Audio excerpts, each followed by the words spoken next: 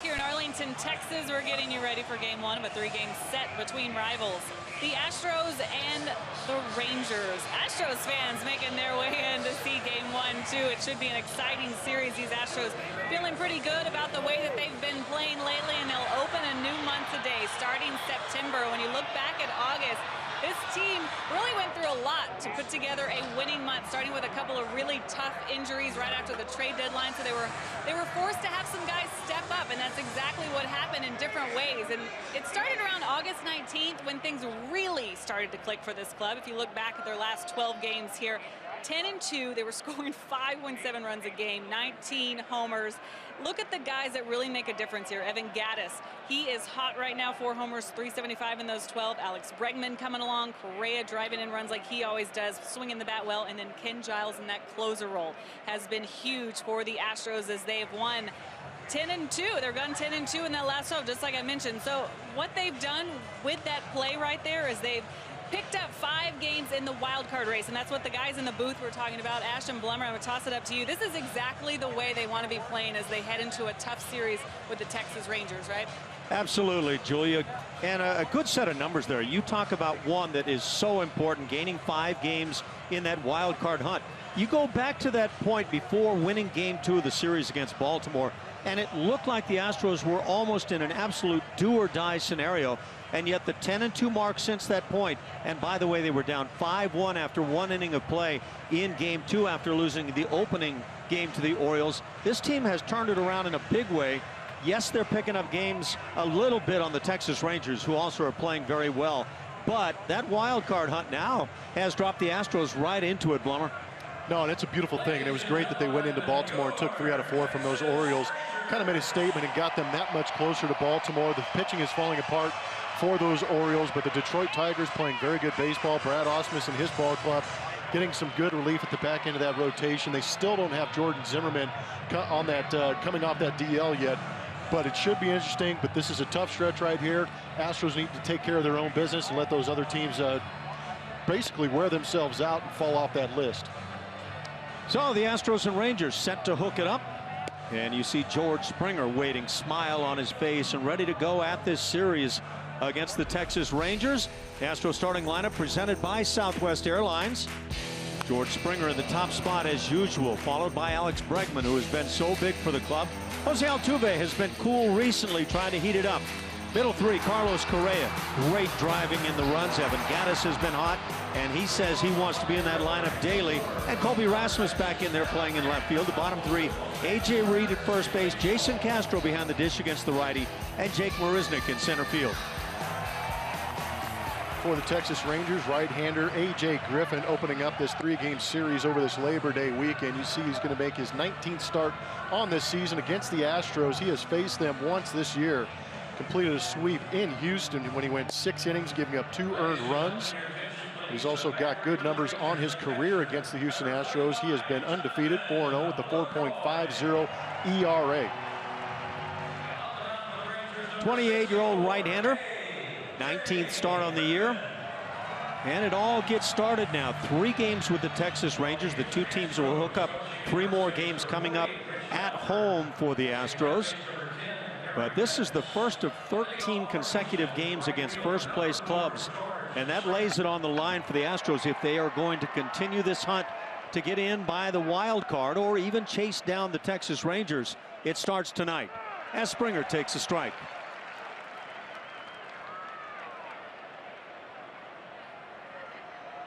George on the season hitting .258, taps one back to the mound. Easy play for Griffin, and there's your first out of the night.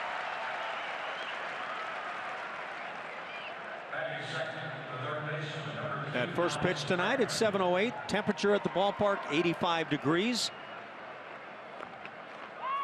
It has certainly been on the warmest side, but ideal for a ball game here this evening. Alex Bregman stands in, and we talk about the big swings this guy has been picking up for the club. First 8 games, 1 for 32, and since then, well, he's tuned it up in a way that has been quite a blessing for the club. They have needed his offense.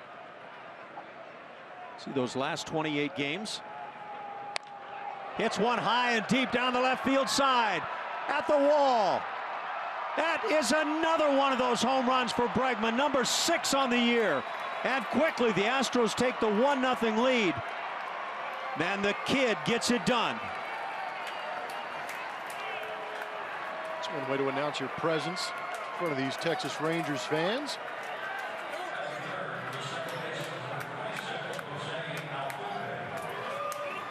You see the location on that pitch, pretty much center cut on our MD Anderson strike zone.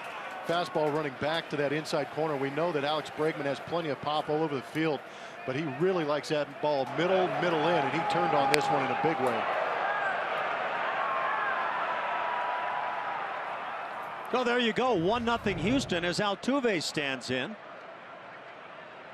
And Altuve has not been the hot hitter here in recent times that he had been for such a big part of the year, still leading the league easily at .351, leads the major leagues with that figure. Yesterday was an off day for the club. He went 1 for 4 with an 8th inning RBI triple Wednesday against Oakland, and that was a big hit in the game. It's a 2-0 curveball, not in the strike zone, but offers. And with that triple, Altuve now has 5 3-baggers on the year, new career high. He's hit home runs in 2 of his last 4 games. And you know, as much as the Astros would love to see him get hot right now, Altuve, and with that competitive nature of his, he needs to get there. 20 of his 22 home runs on the year have come as a second baseman. Curveball is hit foul. And that would be the most for an Astros second baseman since Craig Biggio hit 21 back in 2006.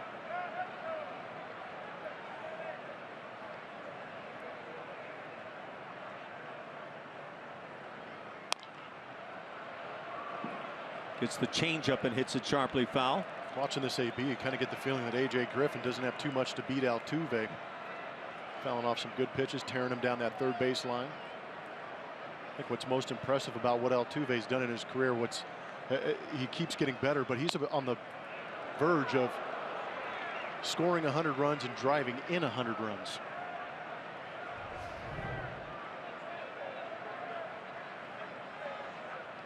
Close on the fastball, but misses. One more RBI to get to 90 for Jose. As that curveball misses high, he draws the 1-out walk. So Altuve with the speed aboard. It brings up cleanup man Carlos Correa.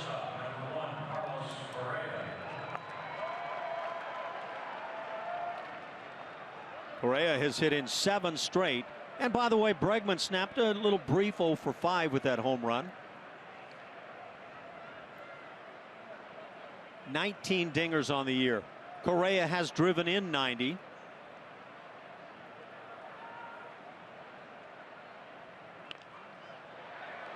And he's been a doubles machine. 32 doubles on the year. Jose Altuve leads the club with 37. And by the way, Altuve down at first base, 26 bags to lead the club.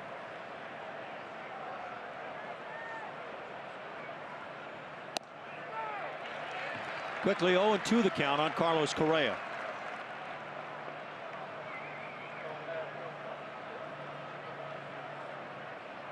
Home plate umpire tonight, Hunter Wendelstedt. Scott Berry is at first, Jerry Lane at second, and down at third, Alan Porter. And there's a line drive into left field, solid base hit. Altuve is not stopping at second, into third, and he'll make it with a slide. So Altuve goes first to third on that base hit. Still 1 out, Correa at first, Altuve at third as Evan Gattis comes to the plate. And they run on Carlos Gomez in left. Ran right in his face. Altuve did not care. They try to get in the kitchen again on Carlos Correa, but he pulls the hands in then very nicely. And you think Altuve didn't anticipate that ball going to left, that he was going to go 2 bases no matter what?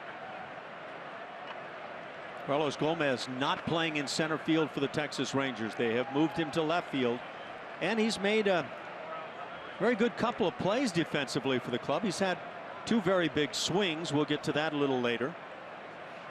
Evan Gattis standing in.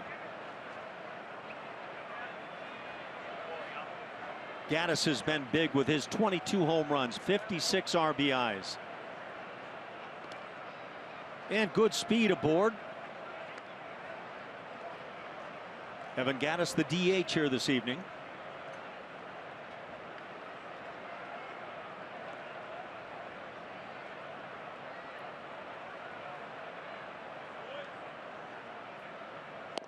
Curveball bends in. 0-1 the count. Tell you what, you got plenty of time to see that breaking ball from A.J. Griffin. We've seen a couple 67, 68. He's actually averaging 66 miles an hour on that breaking ball. Also has a slider and a changeup to go with it. Fastball averaging 87.5 miles an hour. Fastball right in on the hands. So the base hit by Correa came on the 0-2, and now Gattis has that same count.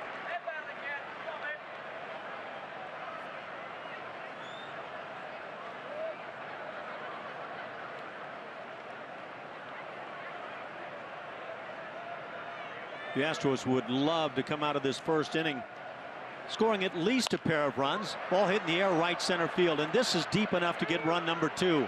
Altuve tagging as the catch is made. Altuve will score easily on the sac fly by Gattis, and there's that 2-0 Houston lead. RBI number 57 for Evan. That was a fantastic job of driving in that runner at third base, less than 2 outs. I know I harp on it a lot, but those are just runs that need to be scored. Gattis did a good job. Plenty of time to see that breaking ball. Kept the hands back nicely and drove it to the big part of the ballpark. It was a good look at it with that little hesitation. And now Correa down at first base with 2 outs for Colby Rasmus, hitting .212 on the year. Colby got back in action and in game 1 homered his 13th. He's 1 RBI shy of 50 on his season.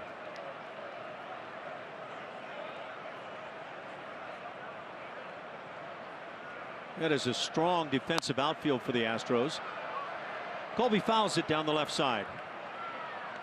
30 years of age now.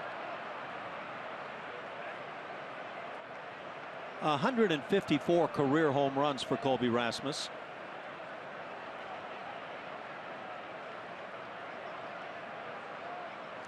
And Evan Gattis again, as Blummer said, a really good job to get that run in.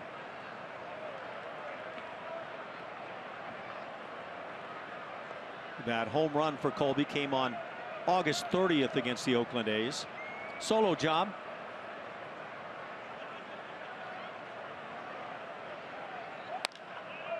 And again off the left side as the count is 2-2. Colby had a career high last year of 25 home runs.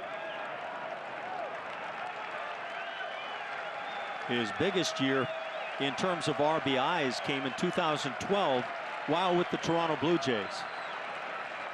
75 ribbies that year.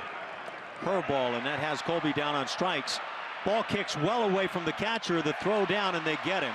So that'll do it in the first inning. A successful frame for the Astros as they lead it 2-0. All started by Alex Bregman and the long ball.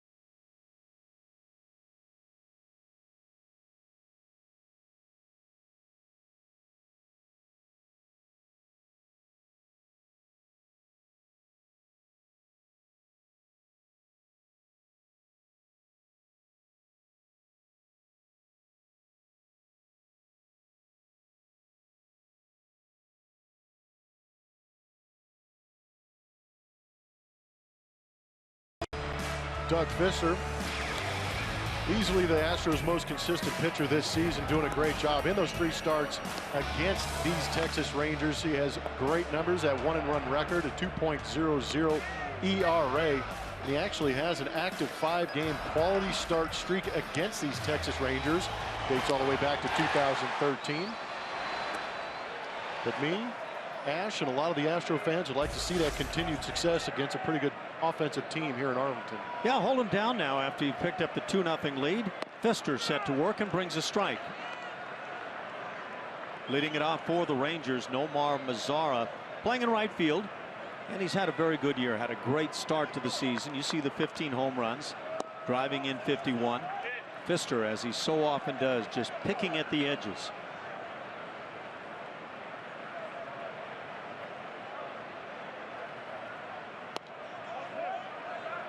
Fister fell to 12-9 in his last start. 10-4 loss to the Rays in the series finale. Gave up 4 runs, just 2 of those earned on 7 hits in 4 1/3 innings. There's the inside corner. It's 2-2.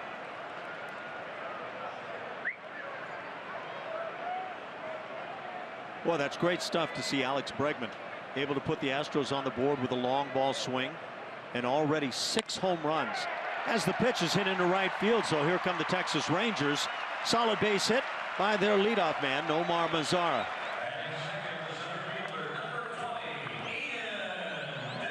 And let's take a look at that lineup for the Texas Rangers. Mazara, Desmond, and Carlos Beltran in the top 3 spots. Adrian Beltre, Rougned Odor, and Jonathan Lucroy in the middle. Bottom 3, Mitch Moreland, Carlos Gomez, and Elvis Andrus.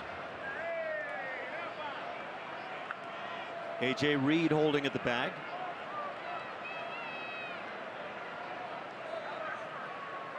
Rangers 80-54. Again, 26 games over the 500 mark. And we highlighted it.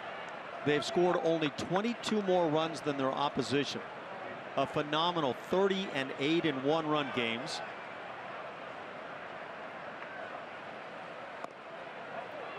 There's only an 8-run differential before the Mariners came to town.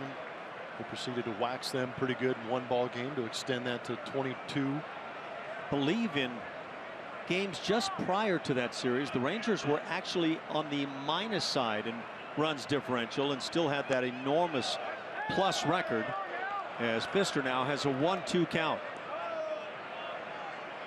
Ian Desmond has cooled down over the last month and a half or so. He was on quite a run. A lot of people were talking about Desmond as American League MVP candidacy anyway.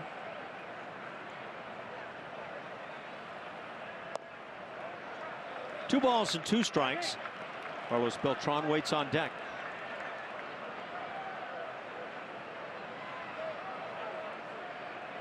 Former Astro, and what a postseason he put up for the Stros.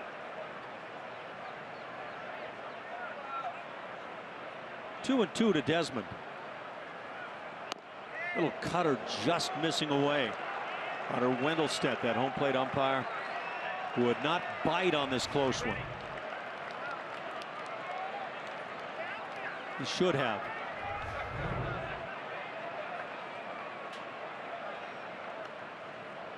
Three and 2.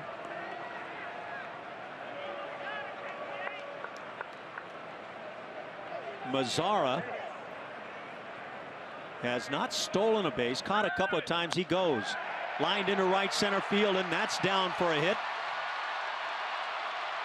Jake will cut it off and get it back to the infield, while stopping at third base is Mazara on a double by Desmond, and still nobody out. The Rangers with a pair in scoring position.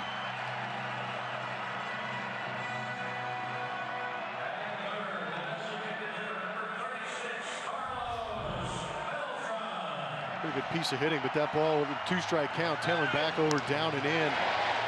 Ian Desmond doesn't try and do too much with it, gets a barrel on it, shooting it the other way. I was actually surprised to see Spike on, the third base coach, holding up Mazara at third base, because the ball had yet to get in the glove of Carlos Correa. I'm with you. I thought that was very cautious coaching, but 2 runners in scoring position. Semi-shift on now with Carlos Beltran batting left-handed. He's hitting 4 straight coming in. Guess you can be a little bit cautious when you got a guy like Carlos Beltran and Adrian Beltre hitting back-to-back. These Rangers are 4th in the American League in home runs. Good swing by Beltran as he fouls it back. They are 4th in the league in runs scored. They're 5th in terms of team batting average. 6th in slugging.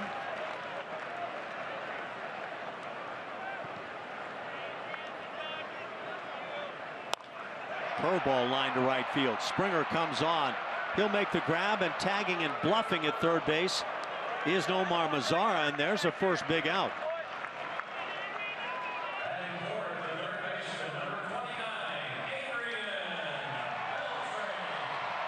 A lot of respect for those Houston Astros outfielders. Good pitch by Fister. Gets this one off the end of the bat of Beltran, and Springer gets himself in a great position to throw and throws a strike to home plate. And of course, George Springer is well known for his throwing arm. 12 assists on the year. Colby Rasmus actually leads the club with 13 assists. 1 out. Adrian Beltre at the plate, and just another Beltre-like season. Rangers third baseman has been spectacular and getting better as the year has worn on. 25 dingers. He's driven in 89. Batting average continues to rise up to .291.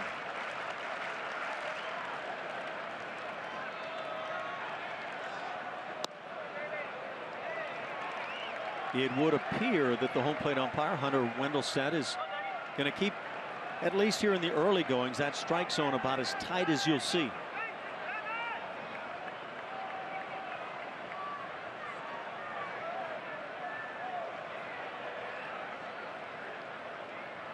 Beltre now 37 years of age.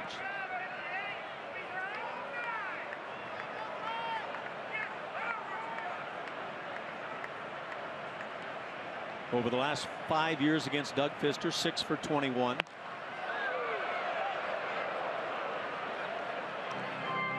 We'll take a look at our forward spray chart with Mr. Beltre up there and see what he did in that month of August where he was swinging the bat extremely well. These are just, and I say just, his extra base hits in the month of August. Plenty of them scattered all over the ballpark. A lot of them leaving the ballpark. Yeah, that slugging average in the month of August about 200 points higher than any other month on the season for Beltre. So he's just simply gotten stronger through the heat of the summer.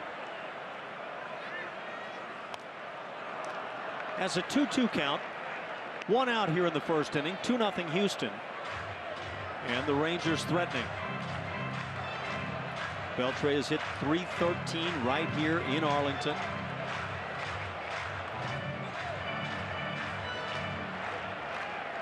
Globe Life Park.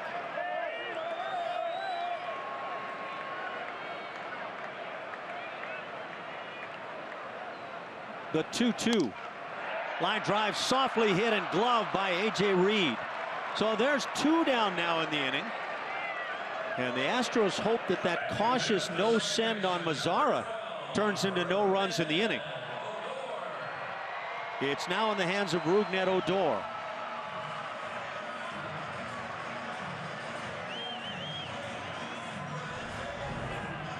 Good pitch. They were staying away from Beltre. I think Adrian expanded that zone a little bit. Trying to drive in a couple runs, maybe trying to do too much. Tough hitter at the plate. 22-year-old Rougned Odor leads the Rangers with those 27 home runs. Made a lot of errors defensively at second base, but his bat has been lethal. Good curveball to start it.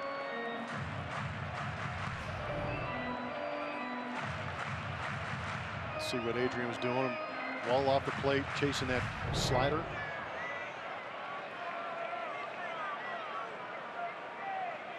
Odor with 4 home runs over his last 7 games. So he comes in hot, hitting .321 in that span.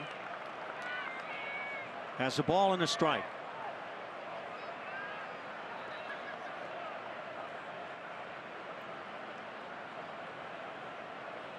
A lot of fireworks here in the first inning. Curveball grounded right side, Altuve. And the Astros and Doug Fister will get out of the jam in the first inning.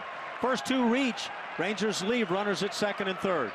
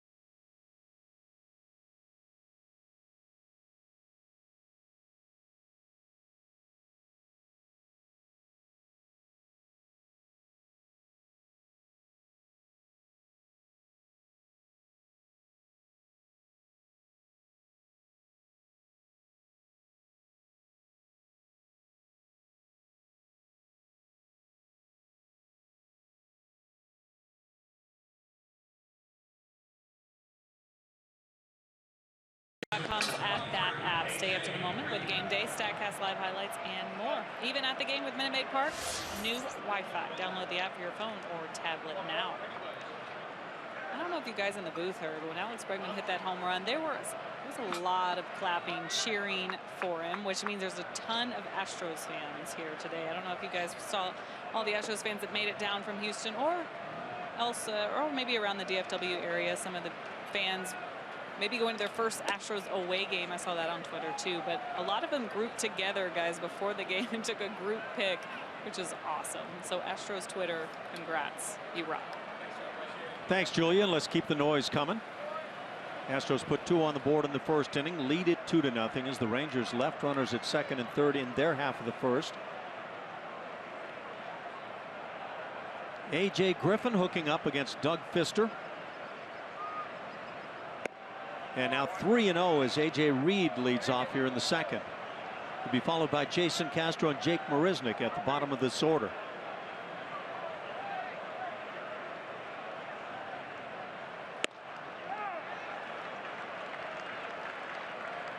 Three balls and a strike. Marwin Gonzalez unable to go tonight. And there is speculation that he may miss the entire series against the Rangers. Out on the hands and popped up left side. Beltre, the third baseman, and out number 1. You may have noticed on the uniforms of these ball players, and maybe in our open, that Ash and I and a lot of these players on the field have yellow wristbands, yellow ribbons on the jerseys. That is to celebrate September being Childhood Cancer Awareness Month. And here at Globe Life, the Astros and Rangers and much of the teams in baseball will be kicking off that Cancer Awareness Month for children by wearing those yellow ribbons that you're seeing on everybody. And good stuff, and anything you can do to fight cancer, and especially with the kids. Shallow fly ball down the left field side. Castro retired on the fly to left. 2 down in the inning. And there's Julia.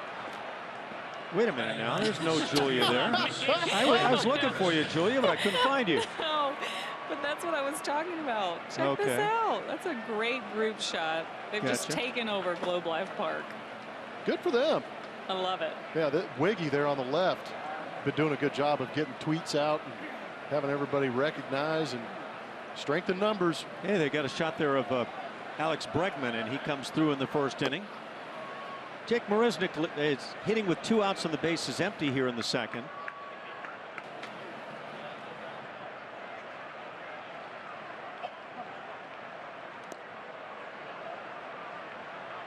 for Jake Marisnick. 4 homers on his year, 12 RBIs. Jake now 25 years of age. Always so valuable with the defensive side of the game. There's some of the Astros fans Julia was talking about. In the air to right field, fairly deep, but Mazzara with plenty of room, and that'll do it. A 1-2-3 inning. After an inning and a half, the Astros lead it.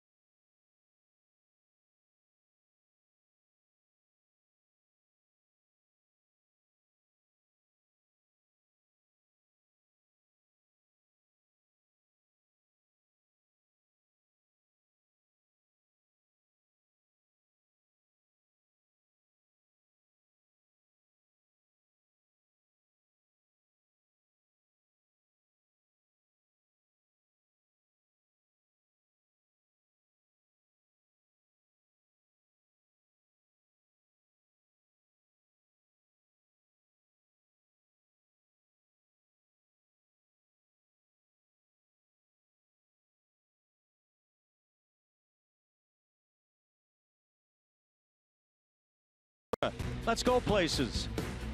By Michelin, a better way forward. And by Southwest Airlines, transparency, low fares, nothing to hide. Are you tempted with a wicked pig there, Blummer? I am not. How about that boomstick? I saw you ordering a couple of those a while ago. You're lying. I don't know why you want to be that way.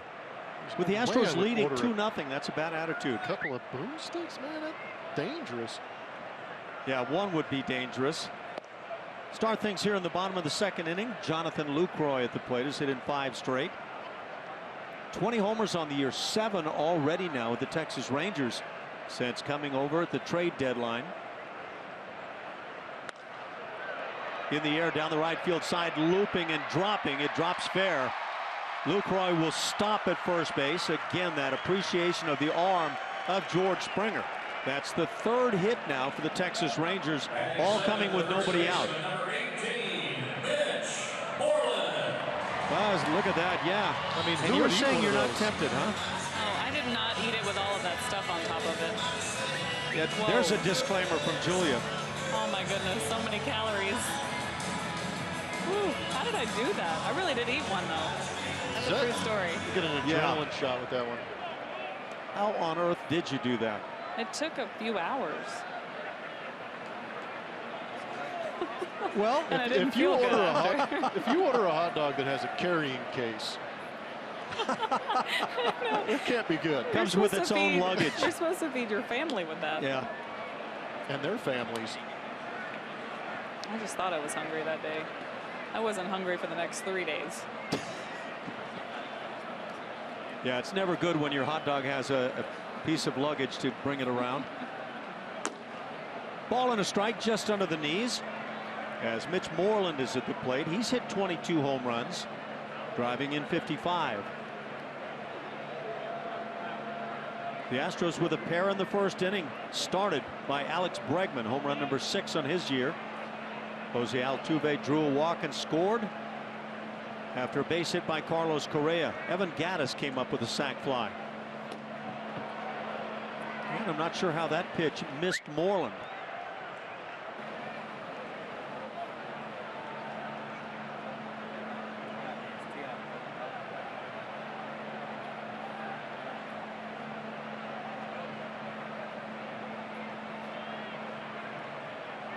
The Astros with a pair of hits, the Rangers with 3. Shift on in the infield, and a strike called on the inside edge. That'll even the count.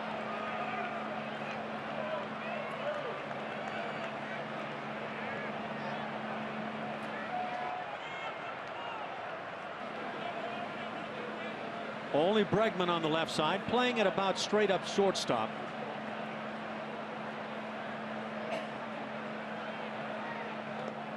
Nice job by Castro. But the count now at 3-2. Nobody out here in the bottom of the second inning.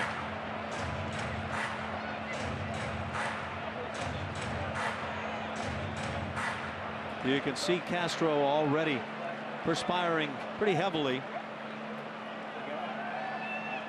Standard stuff here in Arlington this time of year.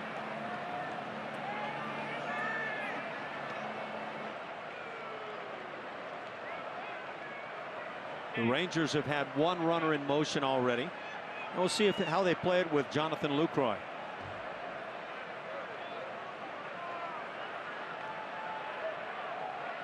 He goes as the pitch hit in the air to left field. Colby Rasmus is right there. And out number 1 as Lucroy gets back to first base. Just a flashback on Julia Morales. No, there were no onions on it, but that whole thing went down. Flashback Friday right here. Yeah. Was this 2013? I believe so. I don't even know what to say. That's actually. Watch all of it, please. Watch it disappear. This is so embarrassing. It is disappearing. Quite a bit of it. Exhaustion set in. Exactly. That face says it all. That's why they call her Joey Chestnut. Thanks, Ash. You bet. Anything to help, Julia. Carlos Gomez at the plate, hitting .206 on the year with 7 homers. 2 of those coming with the Rangers. Had a grand slam the other night, and now lines one to right center field. That'll drop for a hit. Marisnik cuts it off. Gomez digs for second base, and he's in with a dive. And now the Rangers, like back in the first inning, have runners at second and third, this time with 1 out. That's hit number 5 for Gomez as a member of the Rangers. The only 2 hits in the inning have come from the Milwaukee Brewers ex-players.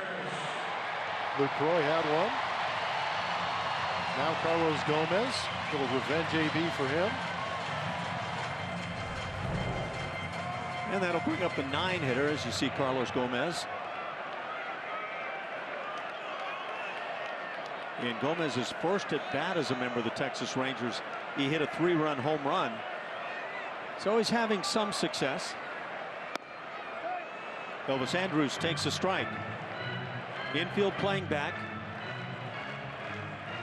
Get that second and third scenario, and you just can't afford to come in and allow a couple of runs on a cheap base hit. Shoot, Carlos Gomez going the other way had to shock the Astros. We didn't see that too often from him when he was wearing our uniform.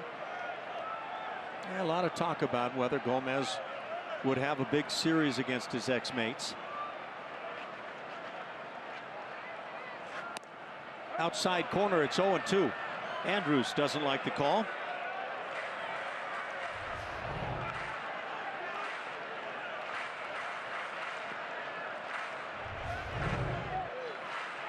So Pfister gets that call on the outside edge. Paint. Andrus with 4 homers on the year. Runners in scoring position, he has been good. Little slider cutter working down and away. Andrus' lifetime against the Astros a .271 mark, does have 3 home runs and 33 ribbies. Julia being praised on Twitter for her great work. Ground ball third base side, gloved on a tough play. The throw is high, and A.J. Reed brings it down, but the ball gets out of his glove, and that'll score a run. Heading to third base is Andrus, so Lucroy and Carlos Gomez will score on the play, as the game is now tied at 2 here in the second inning, and the Rangers have a man at third with 1 out. And we'll see how this one is ruled. And this is the stuff that happens here at Arlington that just baffles me. Just one crazy play leads to a couple runs. And again, Alex Bregman moving to his left makes a good grab on it, but in spinning, doesn't quite get that front shoulder closed to make a good throw. A.J. Reed, a big man over there at first base, did a good job of elevating and possibly getting the tag on Andrews for the out, but the contact knocks the ball out of the glove of Reed and allows Andrews to get to third. That'll bring in the infield for the Astros. It is an E5. So 2-run score on that play as Pfister brings a strike. Leadoff man Nomar Mazar at the plate, singled in the first.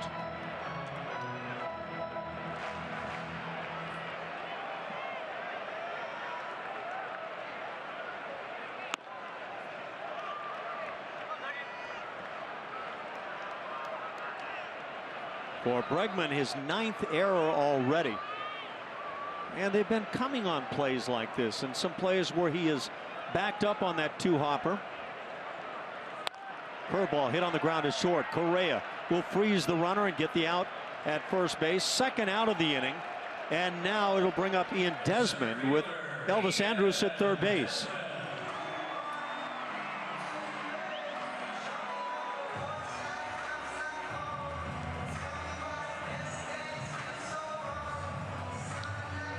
Ian Desmond had a double in the first.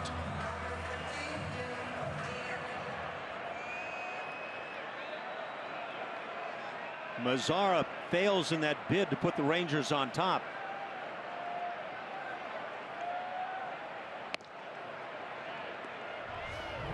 Go back and look at that play at first base on our Mattress Firm Supermoon. You can see that glove, that ball right in the tip of the glove of A.J. Reed as he elevated, kind of snow coned it a little bit. Made it a little bit easier for that ball to pop out upon contact. In the air to right field, Springer moving toward the line. He'll make the catch, and that'll do it. The Rangers get a pair of runs in the inning and tie this game at 2.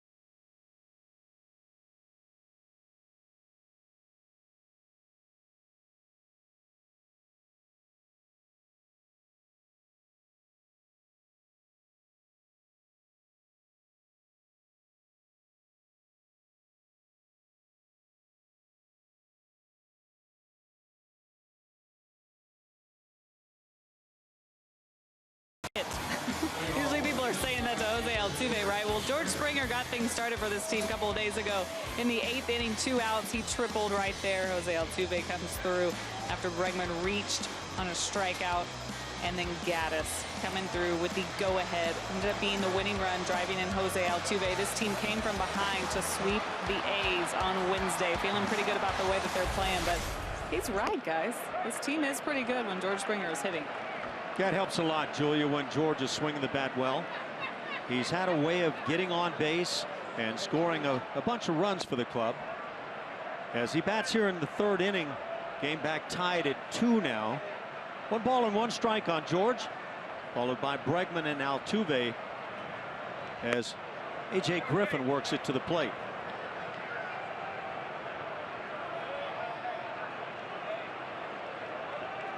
Springer got the night started with a tapper back to the mound. 0 for 1 on his evening, hitting .257 as he chops it foul.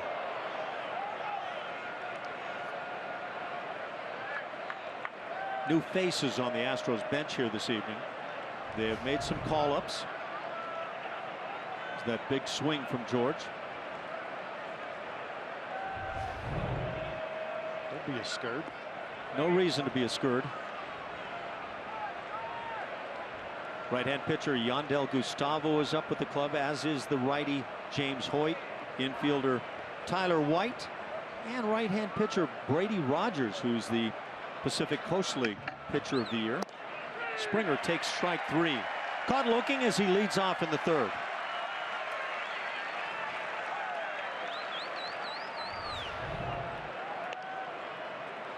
Well located fastball. Might have been looking something else.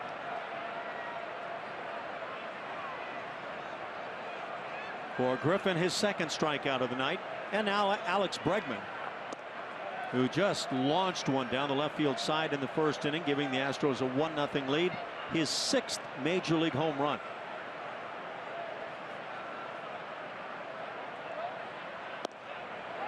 Curveball makes it 1-1.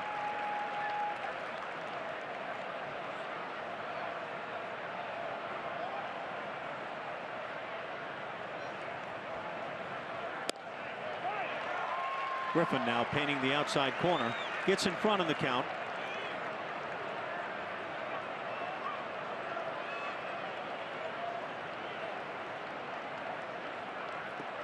Down on the curveball. Back-to-back strikeouts, 3 on the night for Griffin, and 2 outs for Jose Altuve. Oh, Altuve putting it on Springer, but it goes with Altuve and Carlos Correa. With Altuve and Correa since 2015 versus Texas in those wins, 333 and 364 respectively. George Springer this season in the 2 wins, he's hitting 333. In the 11 losses, hitting 133, but the other 2 aren't doing too well either. But a lot of these guys count on these 3 right here to come through in the top part of that lineup. Throw ball in that upper part of the strike zone.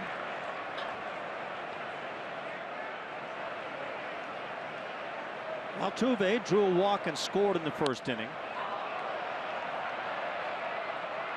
Down the right field side, Mazzara makes the catch in a 1-2-3 3rd inning for the Astros. As Griffin settles in, it's a 2-2 game.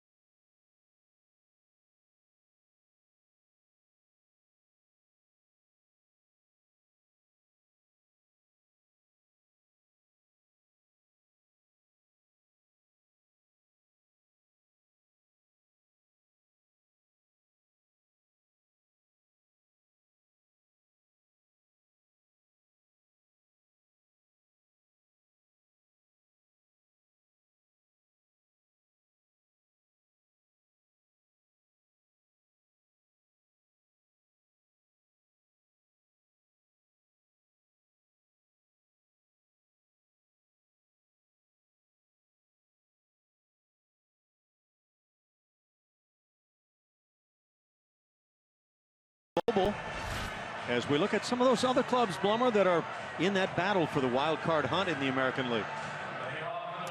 Yeah, the American League East has got a couple of good ball clubs in it. The Yankees sneaking in there. But again, I think it's going to come down to those Houston Astros, Detroit Tigers. You know who else is on there that should be on there, that probably will be on there? The Kansas City Royals. They're in an interesting matchup right now with the Detroit Tigers in Kansas City.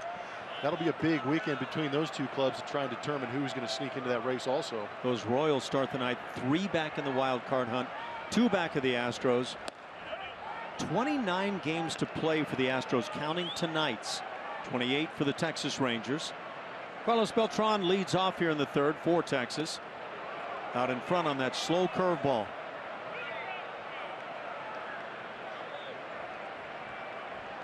Yeah, this could be a very wild month. And again, the Astros with a lot of tough games on the schedule right now.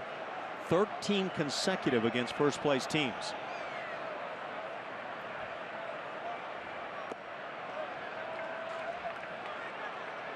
One and two the count.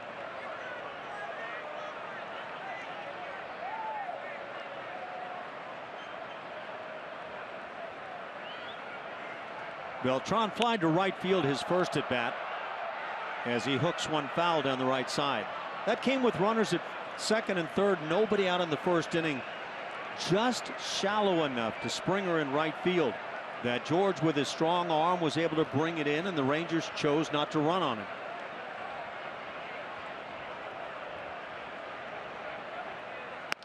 Those two Texas runs in the second inning, one earned, one unearned against Pfister. That error charged Alex Bregman on the throw.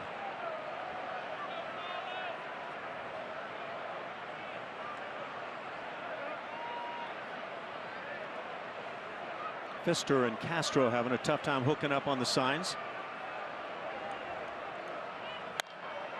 Hit sharply. There's the shift. Correa knocks it down, throws in the dirt. Dug out nicely by Reed. And your first out of the inning. And there's the scoreboard right now with some of those teams we were talking about. The Yankees trailing the Orioles in the fifth inning. Both of those clubs involved in the wild card hunt. The Indians, who the Astros will see 4 times on this road trip, leading big over the Marlins. The Blue Jays and Rays tied at 2. You've got the White Sox leading over the Twins. No real contender there. The Tigers lead the Royals in that big series Blummer was talking about. Cleanup man Adrian Beltre at the plate. Sticks one in the Astros dugout.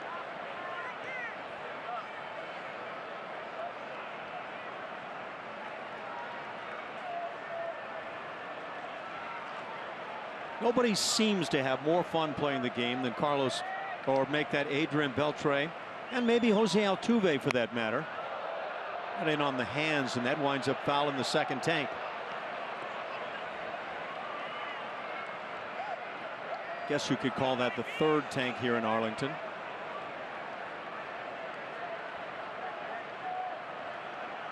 Pfister out in front.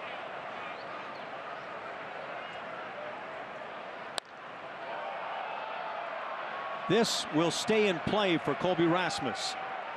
Fair territory. Beltre flies to left. 2 down here in the third. It'll bring up second baseman Rougned Odor.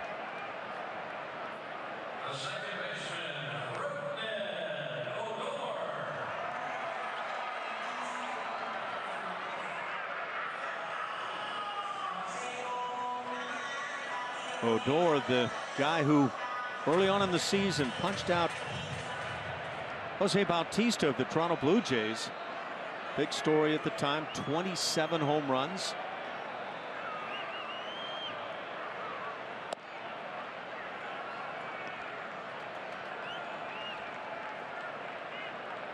Catcher Jonathan Lucroy waits on deck.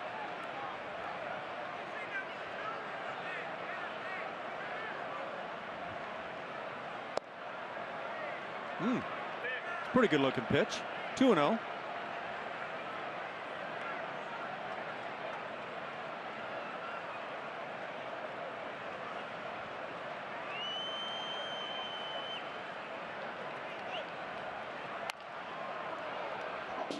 And with the pitch on the hands, count moves to 2 balls and a strike on Rougned Odor.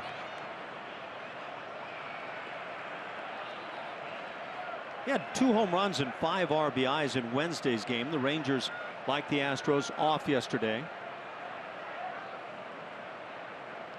That was against the Seattle Mariners. Line shots down the right field side, and that'll go all the way to the wall. Extra bases for Odor. Springer gets it in. It'll be a 2-out double.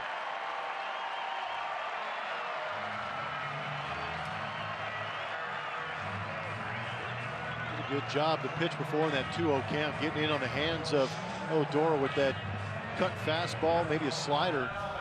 Here, I think he tried to back it up with the changeup, and it just hung out over the middle of the plate. Plenty of time for Odor to get the barrel on it. Breaks into that right field corner for a double. Really turned into a dangerous hitter for Texas. He's in scoring position with 2 outs for Jonathan Lucroy, who had a base hit and scored in the second. Got that inning started. That's 5 hits now for Texas. And for Odor, double number 28. He leads in homers. He leads in doubles for the Texas Rangers.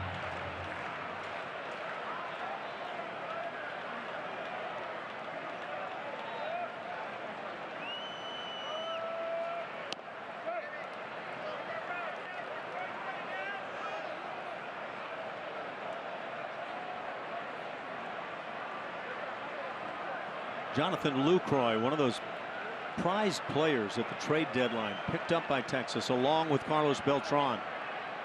And he has made a big difference for these Rangers.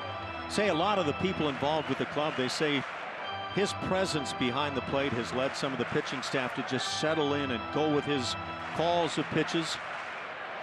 Done a very nice job there. And on the offensive side, 7 home runs already. Hit 13 as a member of the Brewers earlier this year. But 7 dingers, 17 RBIs in 24 games for Lucroy, now playing with Texas.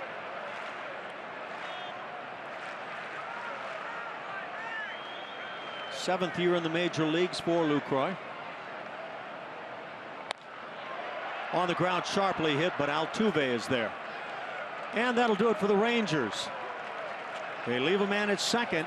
It's a 2-2 game.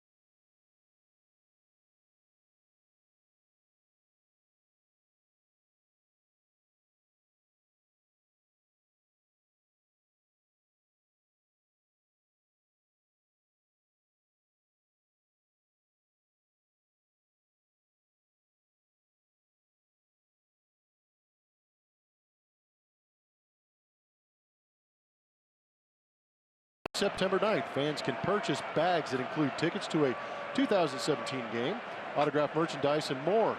Proceeds benefit USO Houston and the Boys and Girls Club of Greater Houston. Learn more at astros.com/charity-game. 4-5-6 for the Astros here in the 4th inning, as Carlos Correa leads off and takes a strike. Carlos picked up a base hit in the 1st inning.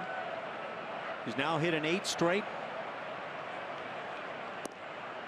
The Astros took that quick 2-0 lead, scoring 2 in the 1st inning, highlighted by the home run by Alex Bregman, sac fly by Evan Gattis. But the Rangers pick up a pair, 1 unearned in the 2nd. Correa stings it the other way.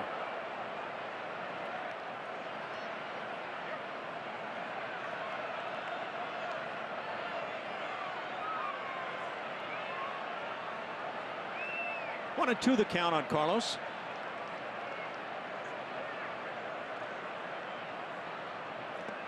Lays off that curveball so nicely. Jonathan Lucroy with a couple of strikes on the hitter. Down to block. The Astros now 8th in the league in home runs. They've hit 166 as a club with the home run by Bregman tonight. 9th in runs scored. 14th in batting average. But they're 7th in terms of on-base percentage. The walks find them 2nd in the league.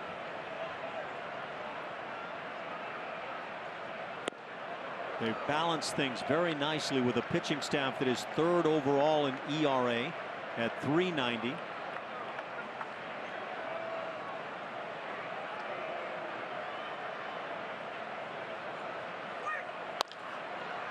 On the ground is shortstop. Andrus with the play and the first out of the inning. And we check in with Julia. Thanks, Ash. It's time for our Toyota Time to Play, and we're looking at Evan Gattis, who's been red hot. Last 26 games in August. He had a great month. 311, 5 homers, including the walk-off at home last Friday night. I think that was it right there. 14 ribbies for him, but just feeling good, working his way into the lineup every single day. If he's not catching, he's DHing like he's doing today. And guys, I mean, those numbers are great, but he's also walking a lot. He's walked 7 of his last 11, so that means he's controlling the zone a lot better. That plus damage, good things for Evan Gattis. No doubt about it, Julia. And Evan Gattis is controlling that lineup card a bit by coming up with production for the team. It's just almost impossible to keep him out of there. Yuli Gurriel not starting tonight because of the work with the bat by Evan Gattis. Now we hear rumors that Gurriel may play some first base here in the series, maybe as early as tomorrow. 1 ball and 2 strikes, a couple of well spotted strikes from Griffin. First strike was a breaking ball. That one he backs it up with a good fastball in that low and away corner. Can't beat him up there. Pitch in the beard level, and it finds the first level down the right field side. Against right-hand pitching this year, Evan hitting .226, but 13 of his home runs have come against the righties. Hit right to Beltre at third. Couple of ground ball outs in the inning. Bases empty for Colby Rasmus.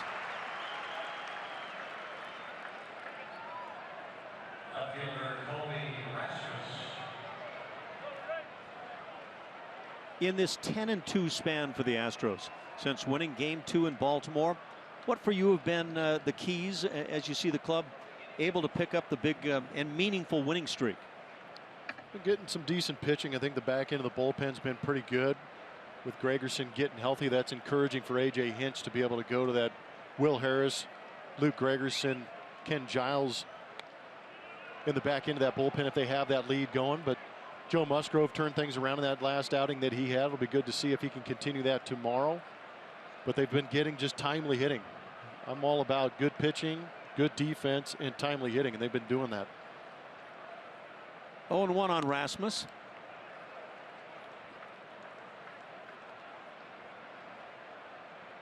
And A.J. no doubt glad to have a few more bodies around right now. And a congratulations to the young players that are up with the club. We mentioned them earlier.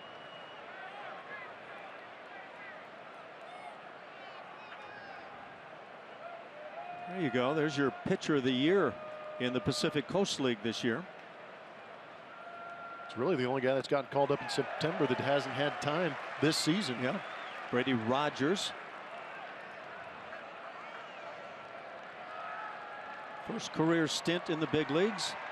And we saw him with some family. It appeared early before the ball game. Hit in the air to left field, and that'll drive Gomez back to the near to the track. He'll make the catch. A 1-2-3 4th inning as Griffin is starting to roll.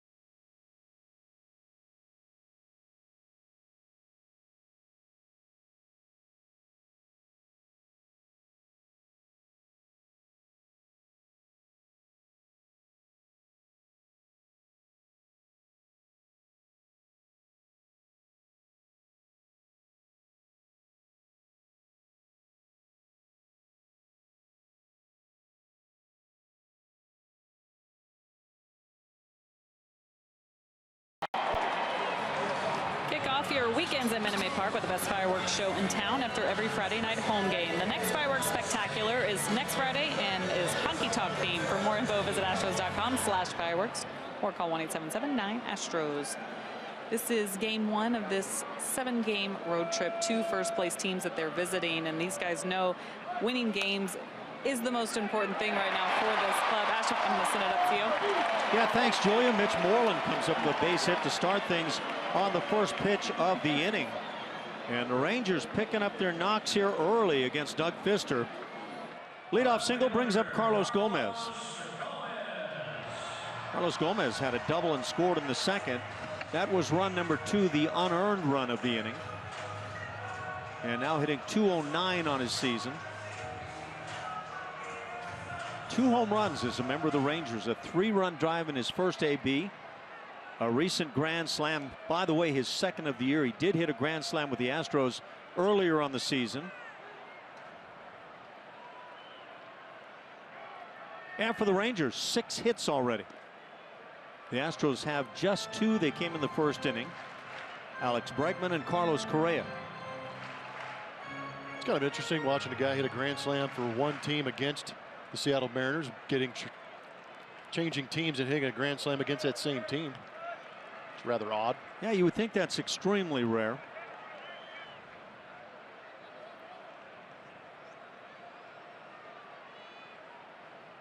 That grand slam he hit with Texas, his 3rd career grand slam. 2 balls and a strike. And it came off Felix Hernandez. That grand slam hit with the Astros came on July 17th at Seattle. Hot shot up the middle, out of the reach of Altuve. Back-to-back hits. Stopping at second is Moreland. And the Rangers come at the Stros again. Carlos Gomez, 2 hits on the night.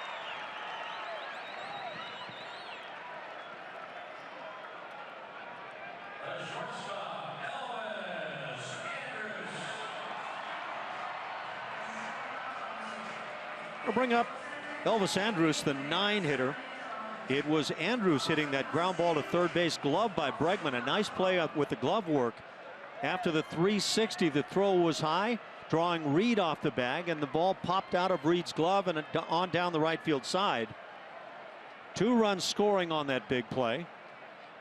And now the Rangers threatening here in the 4th. Down the left field line, that is dropping. And into the corner off the wall. 1 run scores. Being held at third base is Carlos Gomez. RBI double Elvis Andrus, and the Rangers take the 3-2 lead.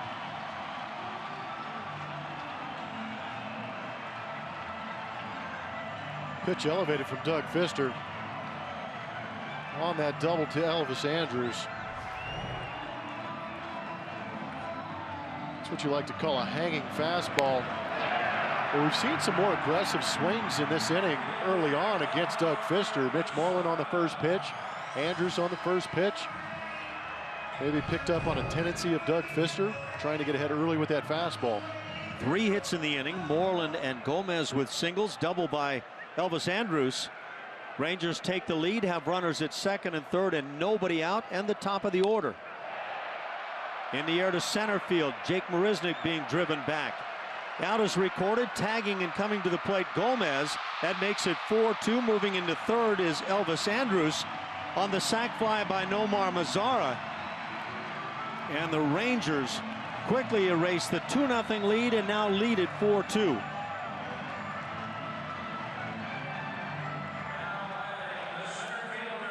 I just felt that a breaking ball was a good pitch to drive to the outfield. You see it a little bit longer. You anticipate the arc, and you can create that barrel that gets underneath it and drives it to the outfield. Mazar did a great job right there for the RBI. And with 1 out, Andrus at third base. 2-hitter Ian Desmond at the plate. Infield drawn in.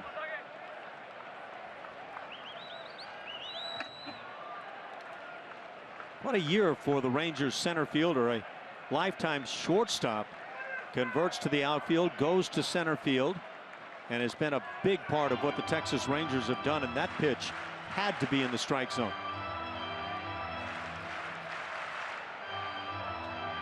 One ball and 1 strike.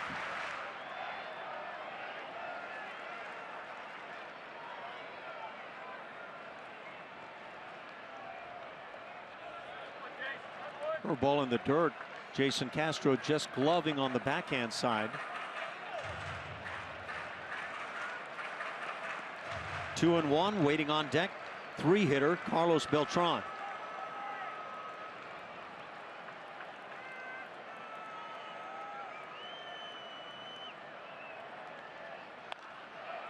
Right at Reed. He'll glove, go to the bag, freezing the runner at third base. And that's a big second out as Andrus can only remain.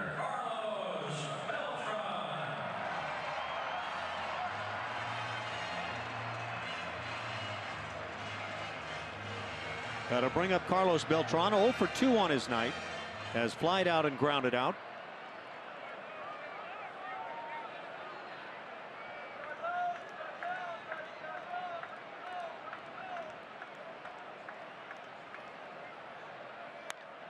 Pitch left up, popped up on the left side, back of the Astros dugout.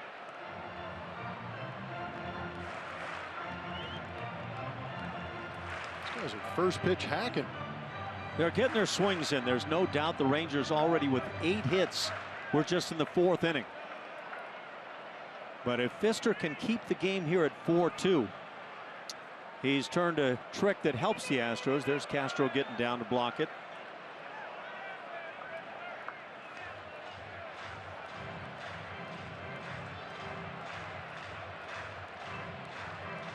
.25 home runs overall on the season for Beltran, who started the year with the Yankees.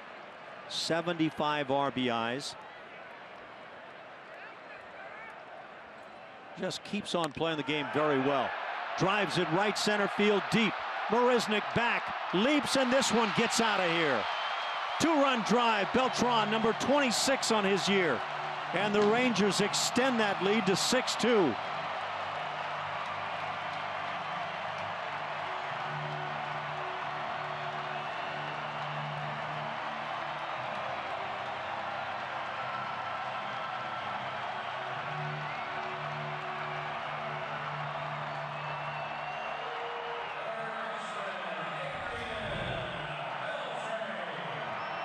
Fisher's had to work pretty hard to get to this point in this game, but the pitches that we've seen in this inning getting hit have been elevated. This one up, out over the plate, even off the outside corner, but Carlos Beltran plenty of pop in that bat to drive it out to center field here in Arlington. His 4th home run as a member of the Rangers, number 418 over his great career. Base is empty now. 2 outs for Adrian Beltre, who's 0 for 2. He drills it and hooks it foul down the left side.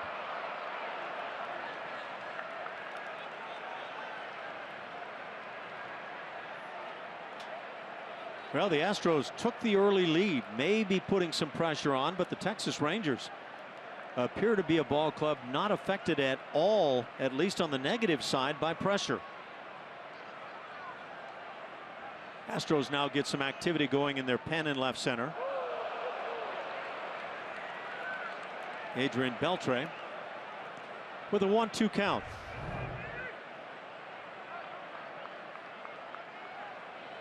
Literally almost screwed himself into the ground.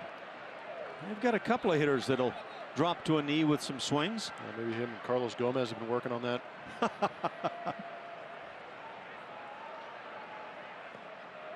Does that take practice? Everything in life does, Ash. I guess it does. There's Michael Feliz getting loose in the pen. Adrian Beltre, the player of the month for the Rangers in August. He's only picked up that award while with Texas 9 times now.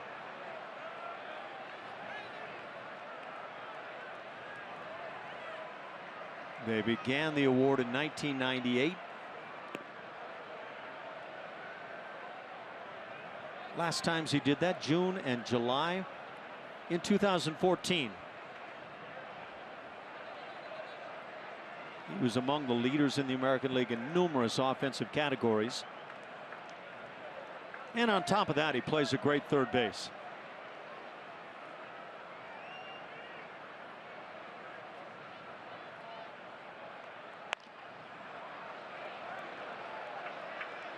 Count stays at 2-2. 6 runs on 9 hits against Doug Pfister.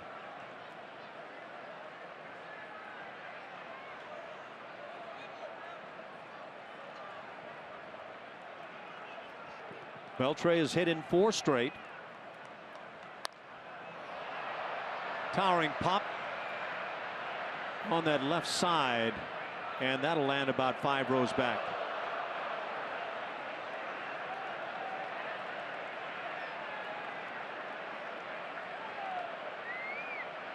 Doug Fister has consistently tried to get in on the hands of the hitters, but the Rangers have had a lot of answers for what Fister has brought.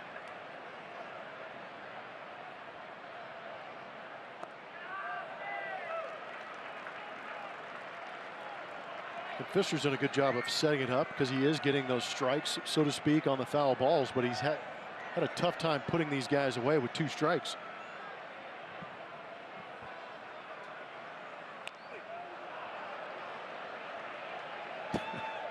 Beltre hobbles off as Brent Strom communicates with the bullpen. Texas with 2 in the second, 4 here in the 4th inning. And just like the Astros fell behind 5-1 in Baltimore, game 2 of that 4-game series, they fall behind here in the 4th inning. So a lot of work now for the offense to come up with.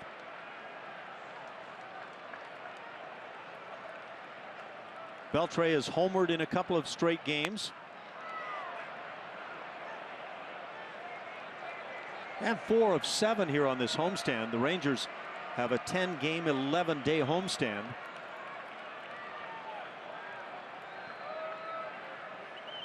And again, this Texas Rangers club, best record in the American League this year.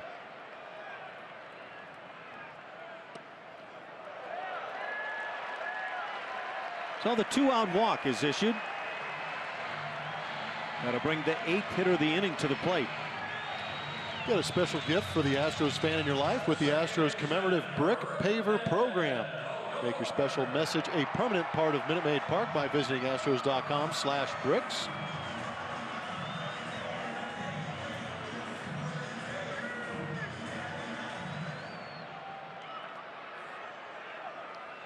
Beltre aboard with 2 outs. Rougned Odor comes to the plate, doubled in the 3rd inning. 1 for 2 on the night. Hits one high and deep right center field, and this one is getting out of here. That's a team-leading 28th on the year for Rougned Odor. Extending the lead now to 8-2. We're in the 4th.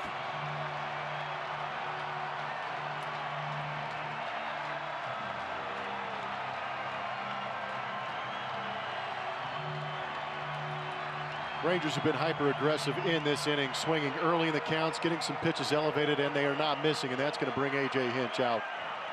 So A.J. coming to the mound. Michael Phillies has been loosening in the pen as A.J. points. So that's going to do it for Doug Fister, who was spotted that early lead, but the Rangers have been swinging it big against Fister.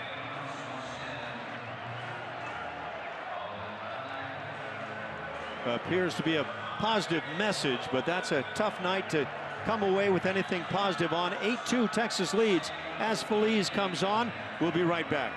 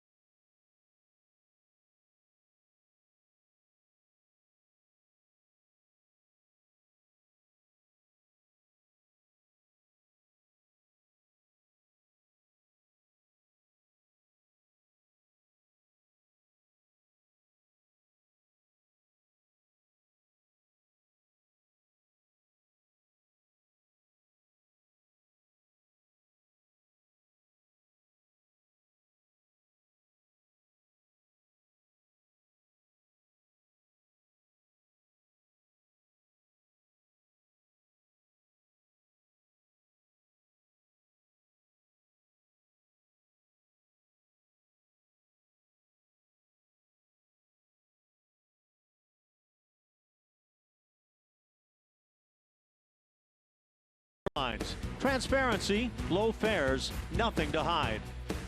By Academy Sports and Outdoors, donating $100 for each Astros home run and $200 for each Correa dinger to Houston Children's Charity. And by Bank of America, life's better when we're connected. There's the sights from outside of Globe Life Park. Some Astros fans hoping for better than this. There is still a lot to be played this evening. We're in the 4th inning with the Rangers on top 8-2 and Michael Phillies on the hill. Michael coming out of that bullpen, making his 40th appearance, picked up a win in that series against Oakland.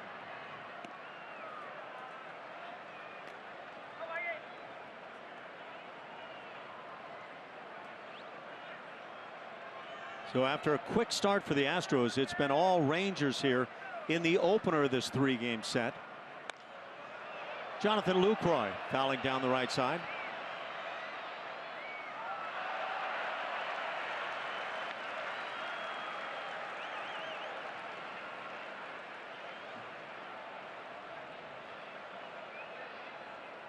Difference maker for the Texas Rangers.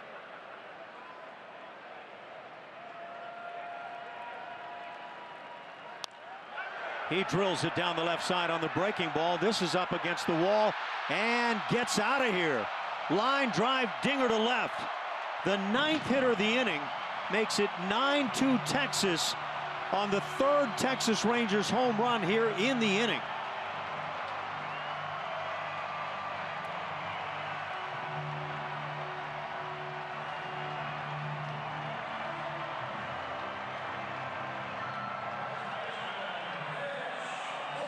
Seen an explosion of spectacular proportions here in this 4th inning. And again, the Astros come into Arlington and do not have any answers for this Rangers team. So 9-2 Texas. We're in the 4th. 10th hitter of the inning. Mitch Moreland got it all started with a base hit, a ground ball just out of the reach of A.J. Reed on the right side. Carlos Gomez followed with a base hit. Elvis Andrus doubled in a run. And that started the whole thing. 7 runs have been put on the board in the inning. And again, 3 Rangers home runs. Doug Fister started with the lead, could not hold it.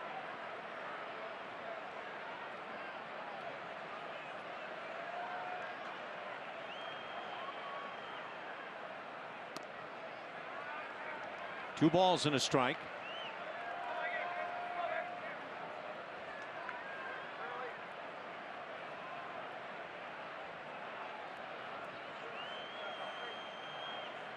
The Rangers 11-2 against the Astros on the year, and they are trying to improve on that mark. Counting tonight's game, 6 remaining between these clubs. Jonathan Lucroy now 8 home runs in a short time with the Rangers. Drive to left field. Rasmus is back, has room, and that'll do it. 10 come to the plate in the 4th inning. 7 score, 3 long balls. Rangers now take command.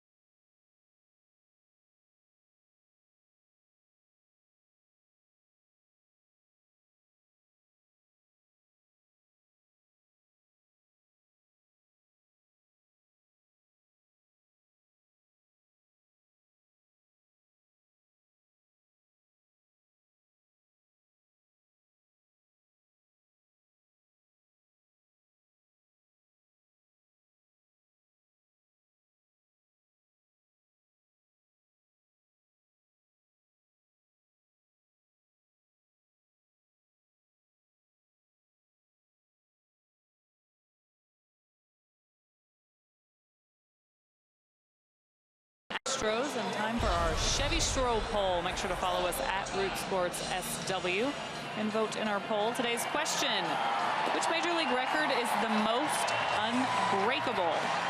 Is it the 4,256 career hits, back-to-back no-hitters, 5,714 career strikeouts, or the 2,632 consecutive games played? Those are insane, all of them. There you go. I'll take care of it for you, Julia. There we go. I don't know which way to go with this one. It's a great question, though. What do you think, Julia? You have a thought there at all?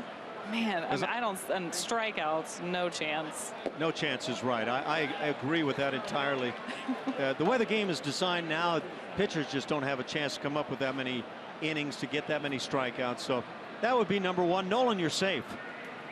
For the Astros here in the 5th inning, a lot of work to be done. Trailing 9-2. Bottom 3 in the order. A.J. Reed leads off. He has taken a strike and now a ball. It's 1-1. Yeah, they remember him here in Arlington too. A couple of his no-hitters coming here. Number 5, the record breaker, happened in Houston. Reed with a good swing as he hits a towering pop, shallow in center. Hauled off now the shortstop as Desmond comes on to make the play. And out number 1.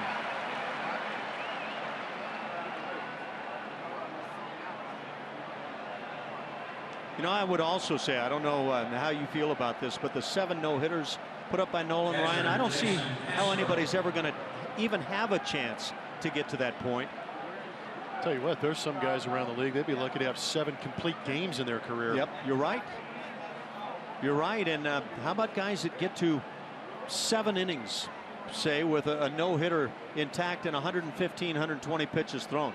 It's just not going to happen. Nolan laughed at that pitch count. Jason Castro at the plate, hitting .217. Comes in with a 5-game hitting streak, fly to left in the 2nd inning. And now drives it to right field, back at the wall. This one is going to get out. He's not only hit in 6 straight, but Jason Castro launches home run number 10 on the year. And another double-digit home run season for Castro. As the Astros tack on a run, they're now down 9-3 here. Just keep pecking away.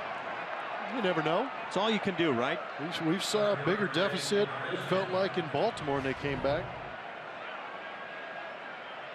It's that fastball right there near the inside edge. Yeah. For me, it's good to see him turning on that 87-mile-an-hour fastball in the inside corner, because at this level, a big league hitter should be able to turn that pitch around. Agreed. 4 consecutive years now, double-digit home runs for Castro. 1-out dinger. 3rd hit of the night for Houston. 2 of them long balls, the other by Bregman.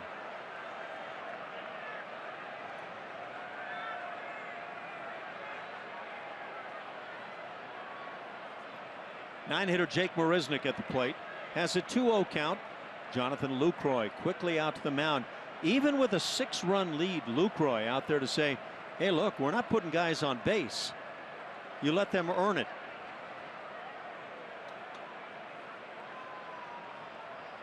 Five home runs already hit on the night. 3 by the Rangers, all in the 4th inning.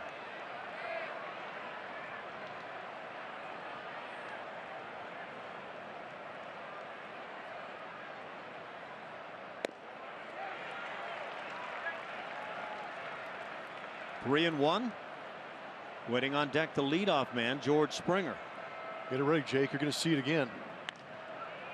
Man. And simply fouls it off. For 88. I think when you're at the plate and fouling off a 3-1 heater right there, you're just not feeling it.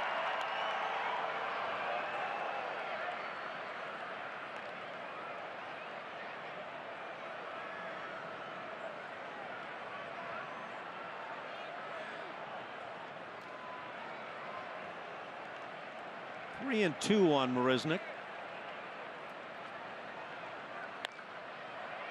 In the air down the right field side. This will slice back to the seats.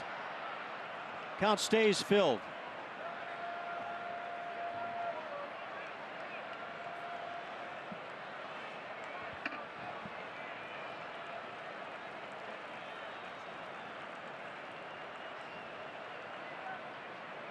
Fifth inning, 9-3 Rangers.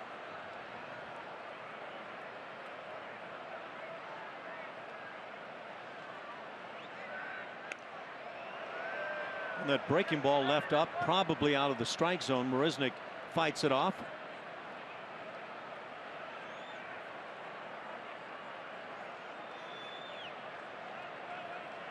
He got the token breaking ball to see if he could get Jake. Now I think he's going to go right back to that fastball, just hoping Jake is a little bit quicker, get to that fastball. Still unable to square that thing up.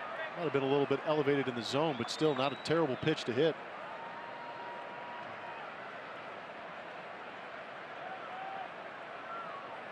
All AJ can do is say, come on guys, let's swing the bats.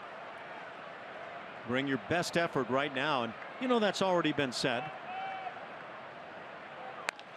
Sharply hit, but foul. It's a better swing. Getting the head out a little bit.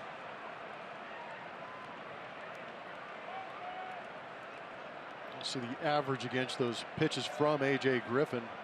Slider getting beat around, changeup too, but basically fastball, curveball. On the curveball, Marisnick draws the one-out walk. Academy Sports and Outdoors and the Houston Astros are hitting home runs for Houston. All-time home runs in September for an Astro. Jeff Bagwell. Seems like the usual suspects. Jeff Bagwell, Lance Berkman, Craig Biggio, Jimmy Wynn, Cesar Cedeno. Those are the big ones in September. No surprise, Jeff Bagwell at the top there. Lance Berkman right with him. Top of the order, George Springer takes a strike.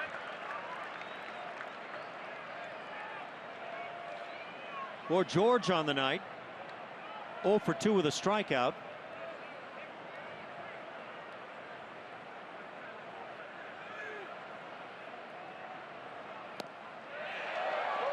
And the big swing dropping to a knee. It's 0-2. So you've got the top of the order right now. A man aboard, 1 out. Springer, Bregman, Altuve, Correa. This is where you're hoping to make some noise.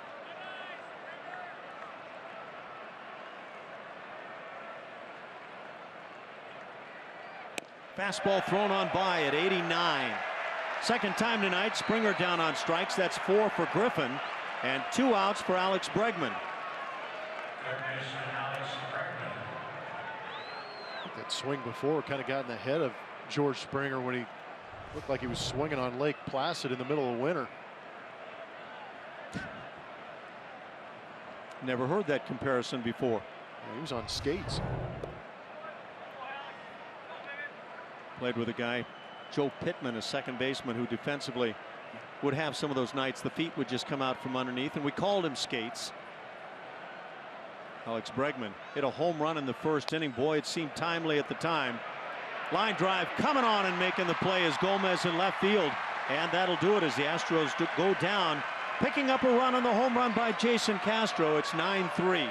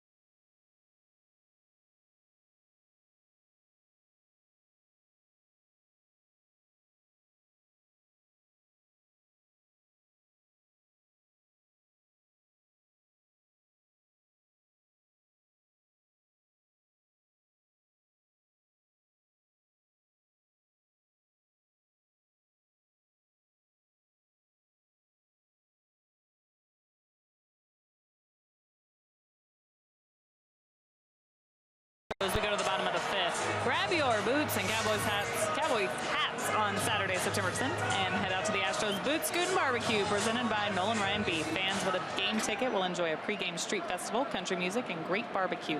For more info, visit astros.com/bbq.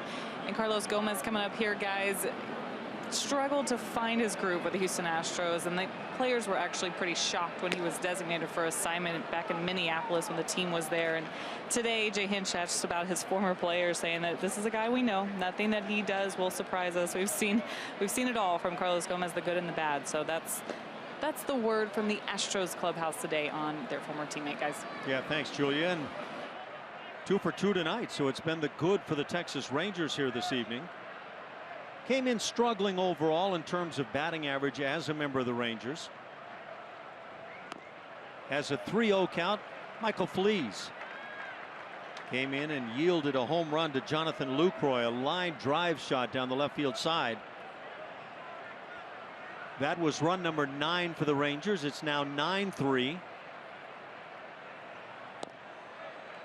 And the leadoff walk on 4 pitches. So Gomez aboard for 9-hitter Elvis Andrus.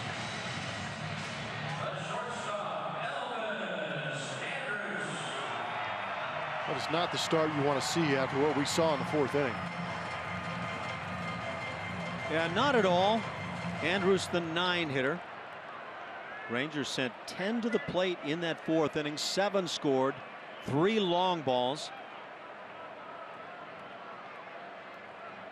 And they have had the big edge the last couple of seasons against the Astros. Fastball pumped right through at 93.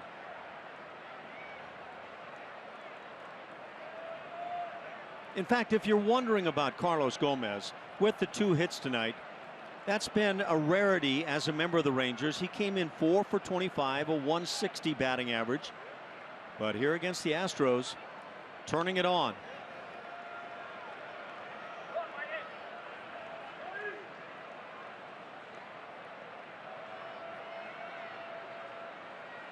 Andrus reached on the error by Bregman at 3rd in the 2nd inning. Picked up an RBI.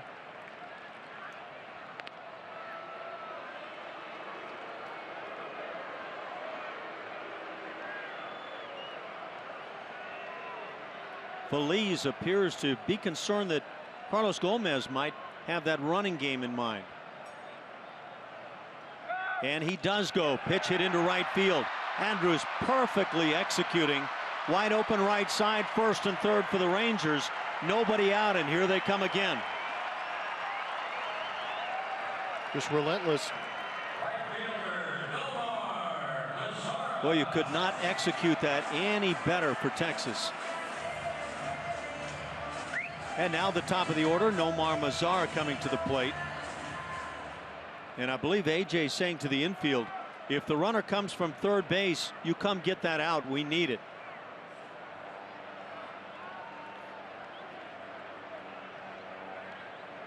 Nomar Mazara at the plate. 1 for 2, a single, also a sac fly RBI. Runner goes from 1st. The pitch, a strike, the throw down, not in time.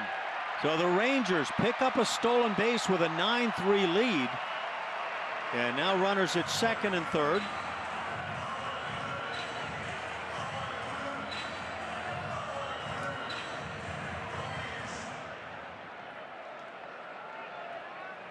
For Elvis Andrus, his 21st of the year. His Rangers run pretty well. They're 5th in the league in stolen bases.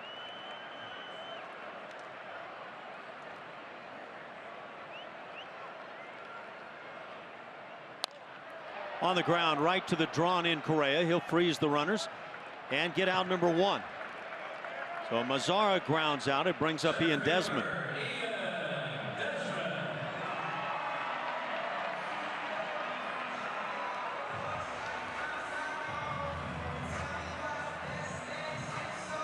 Desmond has doubled in 3 at-bats. Texas Rangers back in the 1st inning after trailing 2-0. Got a base hit from Mazara, double by Desmond. They had runners at second and third, but failed to score as Beltran, Beltre, and Odor were retired. Jason Castro keeps it in front.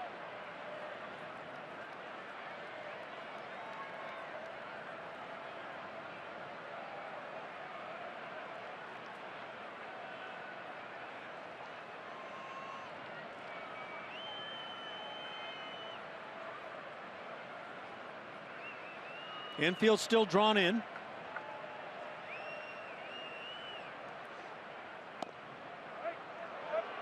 And a 1-1 count.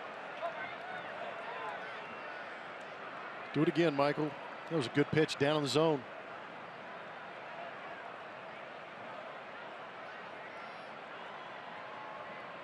Ian Desmond, now 30 years of age. 8th year in the big leagues. And he's been a good one.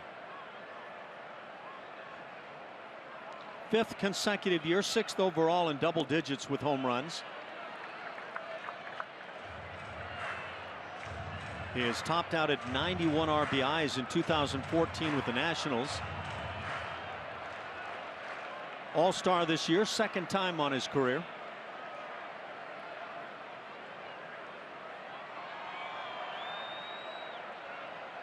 And he's been a big part of that Rangers running game with 19 bags. 3-1 the count. First base open. 3-hitter Carlos Beltran waits on deck. And the Astros get that bullpen going once again.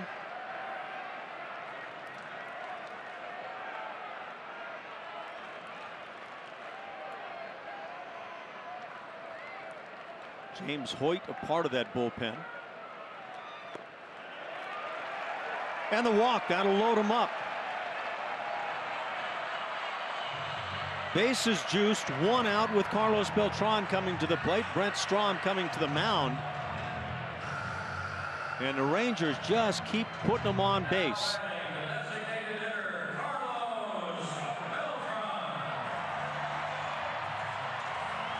Yeah, these are tough conversations right here for Brent Strom, coming out here trying to calm down Michael Feliz and explain to him, focus on executing the pitch that Jason Castro puts down. Don't try and overdo it. Trust in that ability that you have. Have belief in the sign, but just go ahead and relax and make it happen. There have been times this year when it looked like Michael Feliz just overmatched major league hitters. But he's struggled a bit over the last couple of months. Certainly has had his ups and downs. Pitched a scoreless 8th Wednesday against Oakland. And picked up the win in that one. Tied for the major league lead with 8 wins this year.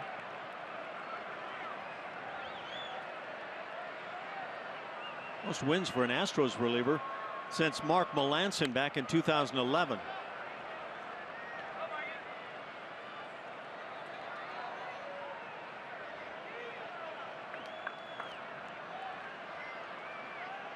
Carlos Beltran, right in that 3 slot, a big acquisition by Texas, has homered in 3 at-bats.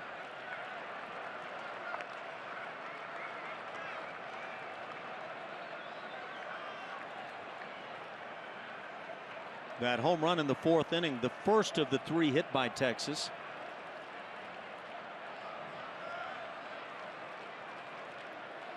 One ball and 1 strike.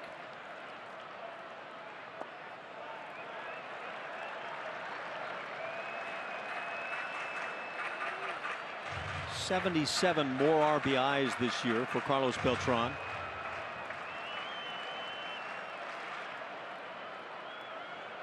Bases loaded with 1 out. The infield playing for 2.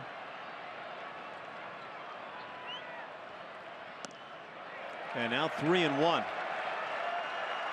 Michael Feliz is losing it. You can see the reaction after every pitch. There is not much confidence in that poor young man out there. He's got an electric arm, but even though he picked up that win the other day against Oakland, I have not seen the velocity and I have not seen the location on that fastball for me that says that he is going to go out there and be confident in what he has. When he was rolling early in the year, his fastball was up 96 to 98.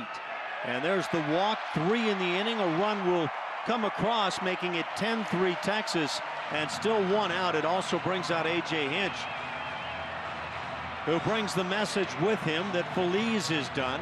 And the Astros go to the pen once again. It'll be pitcher number 3 on the night. But that scoreboard tells the story. 10-3 Texas. We will be right back.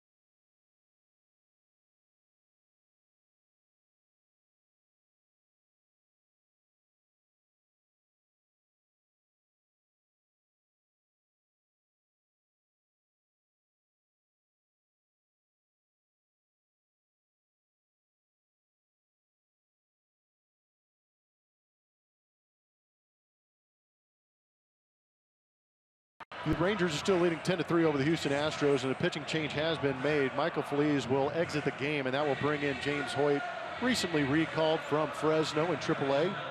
Great numbers down there in AAA.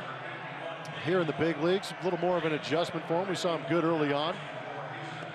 But we heard A.J. Hinch talking about the fact maybe he got away from some of the things that were making him successful in AAA with that sinker split-fingered mix. I think when he went down there, he was encouraged to get back to the stuff that has been good for him. He got some outs down there with that split finger. We're going to look at our Lexus defensive rankings now. We have a chance to. The outfield arms, and how about just the outfielders alone for the Houston Astros? 3 center fielders out there, a lot of area to cover here at Globe Life Park, and these guys do it extremely well. And we've seen Spike Owen is well aware of the red lights out there. He has been extremely cautious when the ball has been in the hands of an outfielder. 13 outfield assists for Rasmus, 12 for George Springer, 5 more for Jake Marisnick. 1 out, bases loaded, a run in here in the 5th inning. Infield again playing back for 2 as Hoyt brings the strike. Bummer mentioned, just recalled today by the Astros, 2nd stint this year for Hoyt. Adrian Beltre at the plate. 0 for 2 on the night, has drawn a walk and scored.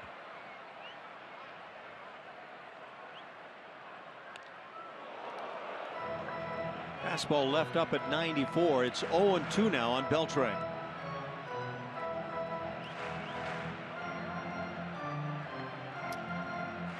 You want an interesting stat for tonight? Sure.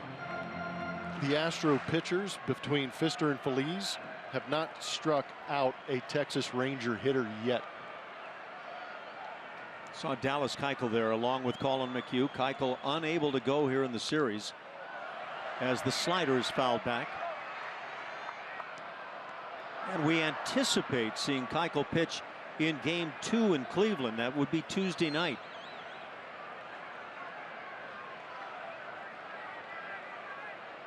That's a tough break when you come into Arlington. Keuchel is slated to go game 1 and can't go.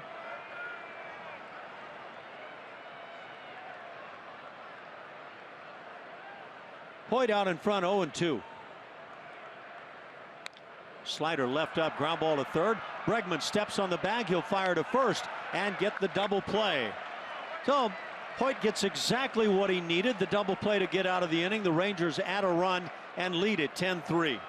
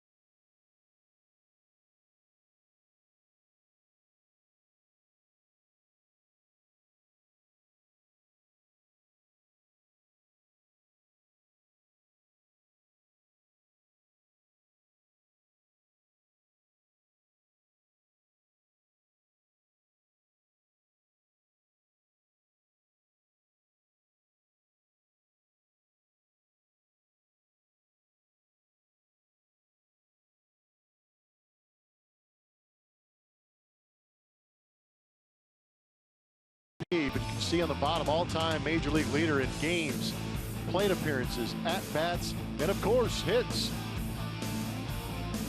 As long as we're talking about somebody who had a great deal of hits, let's compare him to a guy who's racking up hits pretty quickly in his Major League career. Jose Altuve on the left-hand side.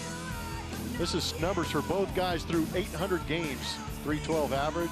Altuve leading in that hit department. But again, you got to keep up a pretty incredible pace to get anywhere near what Pete Rose did. 55 more hits for Altuve in that span, and pretty amazing what we're watching as Altuve leads off in the 6th inning. The Astros down 10-3. Altuve has walked and flied out. In the 1st inning with that walk, he scored run number 2. It felt so promising. 2-0. The Astros jumped out on A.J. Griffin, but it has been all Rangers since, with the exception of a Jason Castro home run in the 5th inning. 2-1 the count on Jose. Be followed by Correa and Gaddis here in the 6th.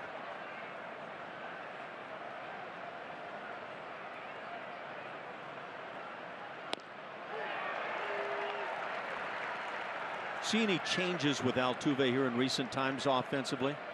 Yeah, we talked about it a little bit during that Oakland series when I had a chance to watch him, because it has been a struggle for him, except on the road. Still exceptional numbers with that average above 400. But seeing that scissor kick, we just saw it right there in that swing for me, where the back leg is going towards the dugout.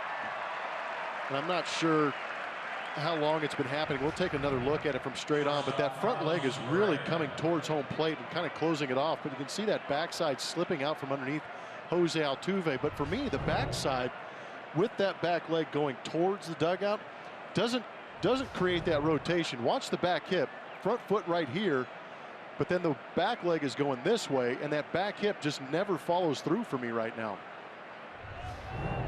1 out in the 6th inning. Carlos Correa at the plate.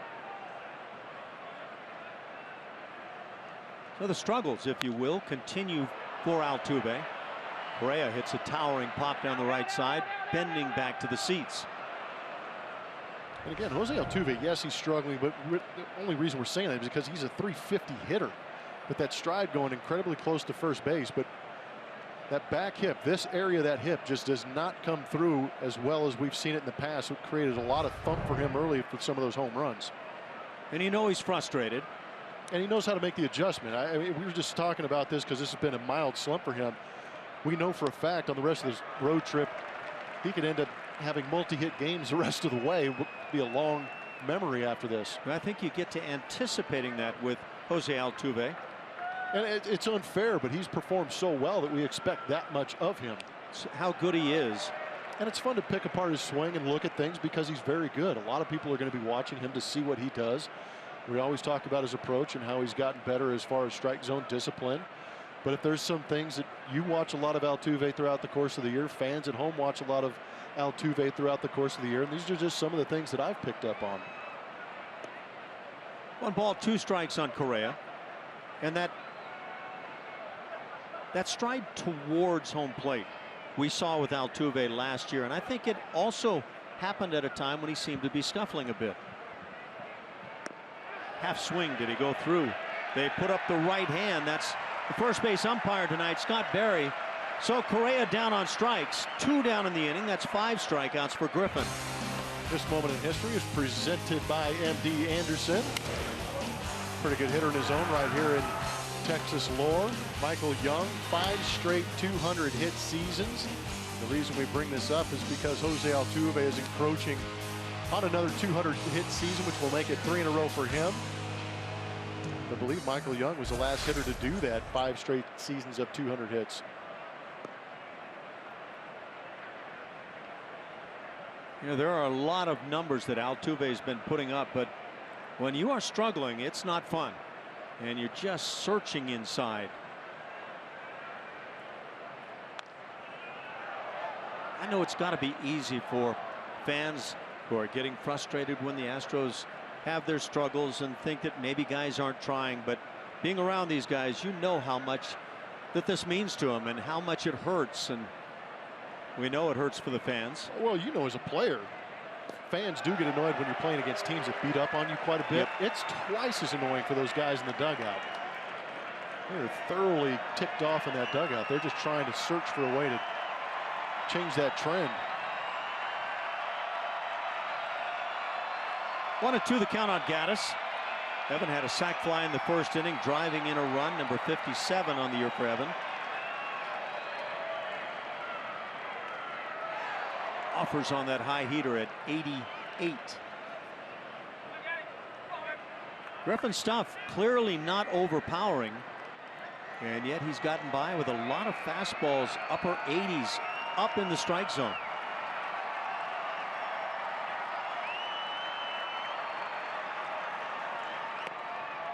Comes up a little too much for Evan. It's 2-2.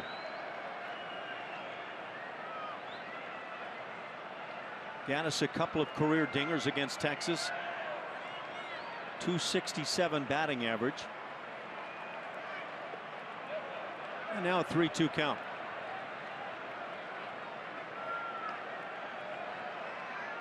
I hand it to Jonathan Lucroy. He is just 100% getting down and blocking on the breaking ball when there are a couple of strikes or men on base. Curveball just away. 2-out walk issued to Gaddis. He's aboard now for Colby Rasmus. Seriously? That pitch looked pretty good, didn't it? Well, that and a 3-2 breaking ball with nobody on. He's not going to hit an 8-run home run for the lead. Skipper Jeff Bannister coming out. Rangers have activity in their pen in right center.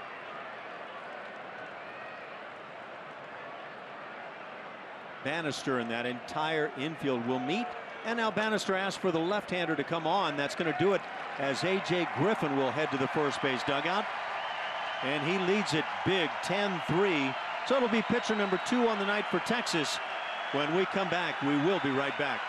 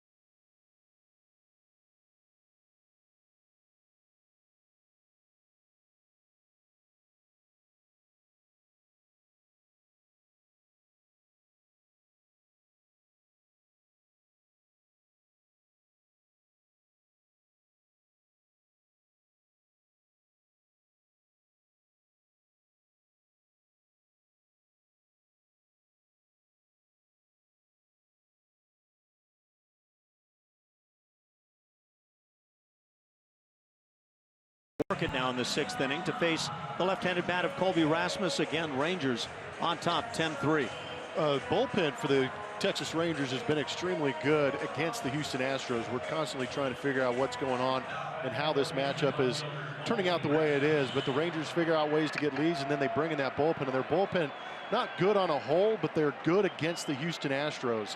You can see holding them down to that .217 average. That whip right around 1 at 1.2. And that save percentage up to 93% against all others on the right-hand side. You can see those numbers inflate a little bit, but they definitely step up their game in this rivalry matchup. You see any logic to why the Rangers have dominated the Astros so completely in the last couple of seasons? I think I just said it in that last part. The rivalry, they step up and make the plays and get the outs. Shift on in the infield. That first fastball runs inside.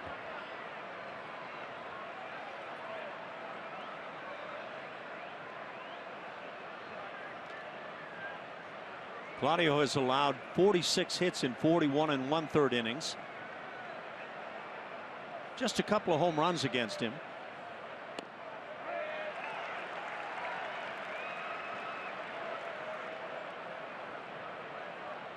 Ball and strike on Colby.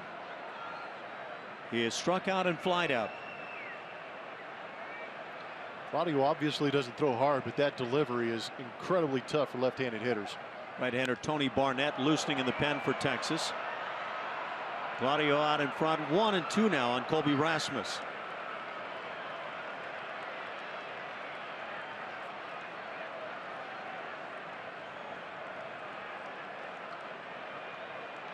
A.J. Griffin again. Not overwhelming stuff in terms of velocity, but pitched well tonight. 5 strikeouts.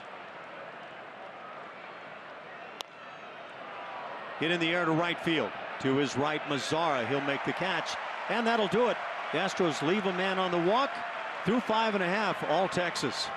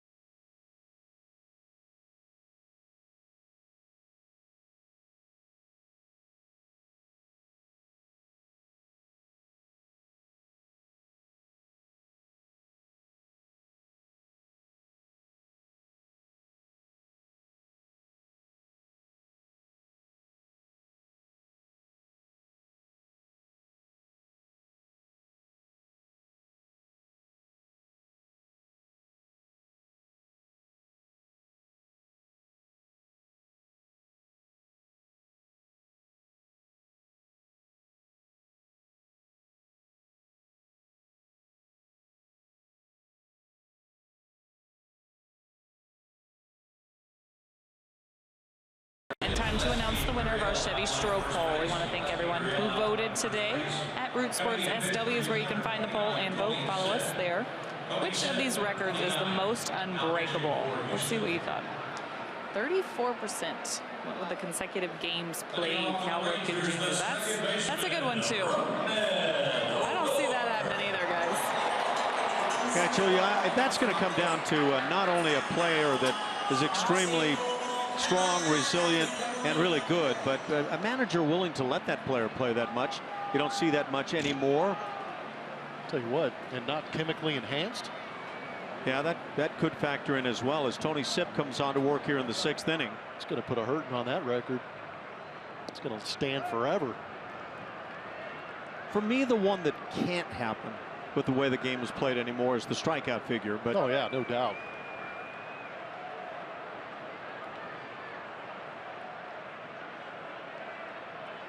It's been Pfister, Feliz, Hoyt, and now Sipp. Shift is on. Odor at the plate. He came up with a really big swing, a 2-run home run in the 4th inning. Runs 7 and 8 crossing on that dinger. And the Rangers have just simply expanded that lead. They got a home run out of Jonathan LaCroix, first hitter that Michael Feliz faced.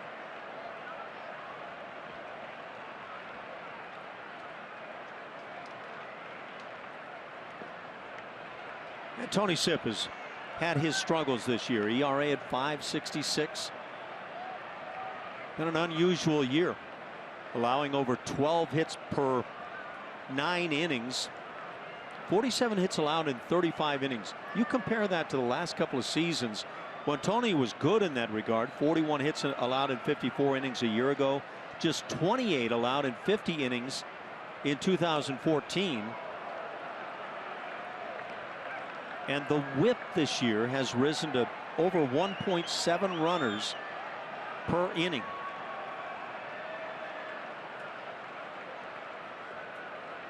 And he's the only left-hander in that bullpen for A.J. Hinch. So that makes it really tough when you've got a big left-handed out to get, and Tony is the only guy to call upon. And he has had a tough year. And now a 3-2 count on Odor. New first baseman comes on. It is Mr. Gurriel. Yuli will play down at first base. And again, we may see him starting down there tomorrow.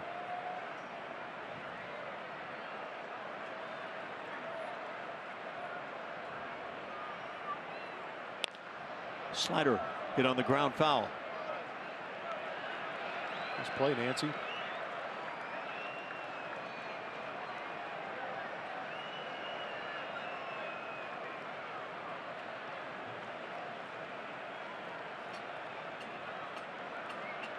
Rangers have pounded out 12 hits on the night.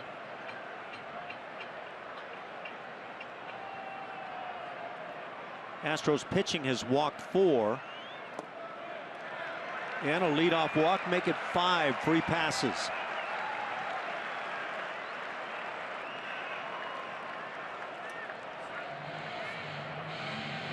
So Sip comes on in an inning where at least a couple of left-hand bats are scheduled to bat, and he walks the first of those.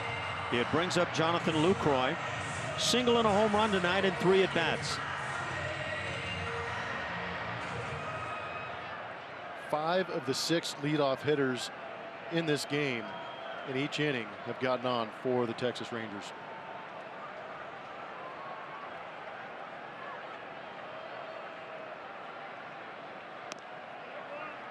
Tony brings the strike.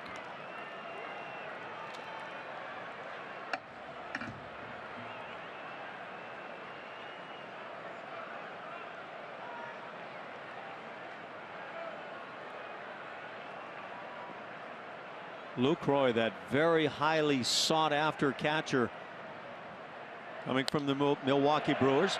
On a hop, Correa with a great play. Altuve completes the double play. 6-4-3, and beautifully started by Carlos Correa.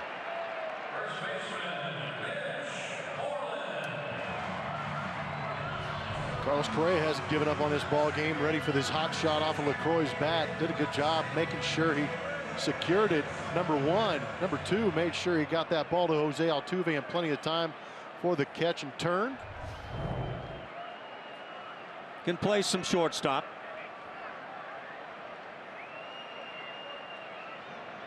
Two down, bases empty for Mitch Moreland.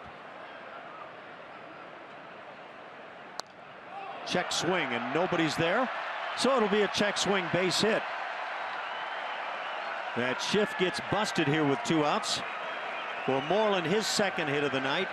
It brings up 8-hitter Carlos Gomez.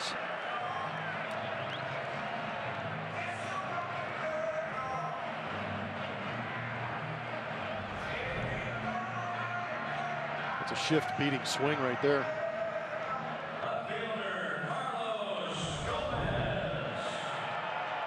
We'll say that tongue-in-cheek.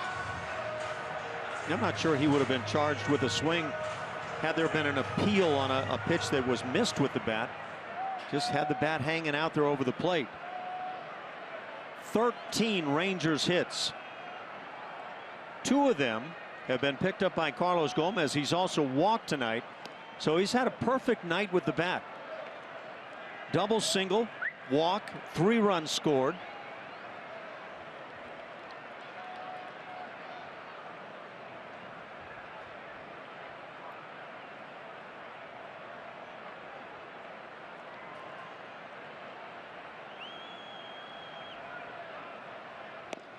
Strike of the knees, 1-1 the count. Doug Fister worked 3 2/3 tonight, allowing 10 hits, 8 runs, 7 of those earned, and a couple of home runs. Departs with an ERA at 3.91.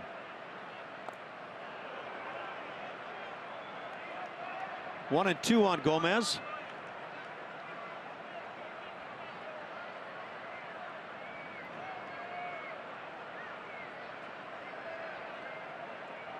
Alex Bregman got the scoring started tonight, a first inning solo home run, but a lot has changed since that point.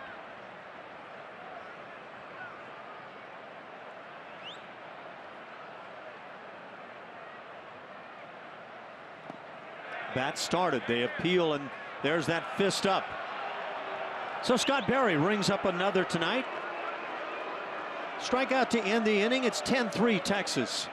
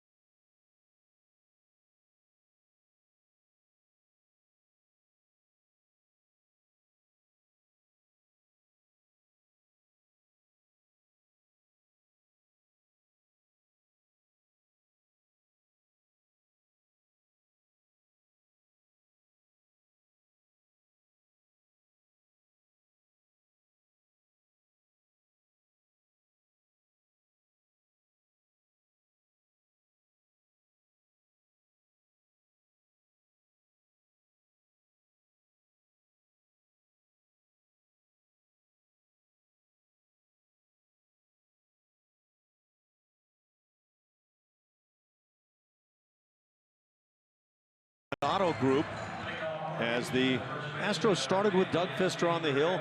He only lasted 3 2/3, allowed those 8 runs, 7 of them earned. Alex Bregman got it started. Jason Castro also has hit a home run, a couple of solo jobs, but the Rangers have hit 3 home runs of their own. Elvis Andrus 2 for 3, a couple of ribbies in a run. Texas 7 runs on 3 home runs in the 4th inning. That was the big frame. When it's all said and done, 10-3 Texas now as we go to the 7th. For the Astros, bottom 3 in the order.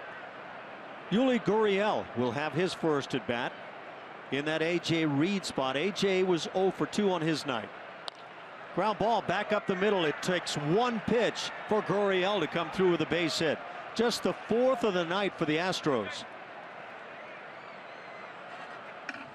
Pro hitter Yuli Gurriel doesn't waste any time, sees a pitch he likes, and we've seen this a lot, him going right back up the middle. Yeah, that's a bat that's hard to keep out of there, isn't it? Tell you what, if he's not afraid to go play some first base, he may sneak in there a little bit more often, especially with Marwin nursing that hamstring injury.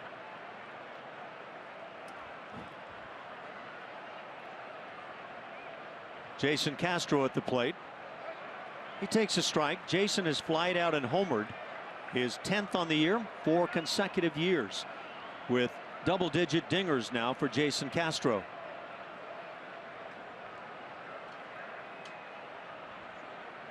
Ninth spot, Jake Marisnick waits on deck.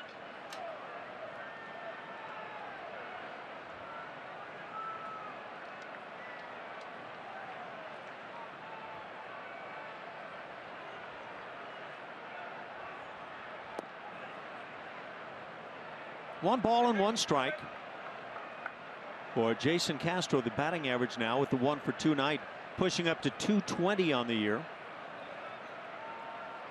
With all the walks he's picked up, he's got the on-base percentage at .323. Just away. Got a tight zone tonight for Hunter Wendelstedt.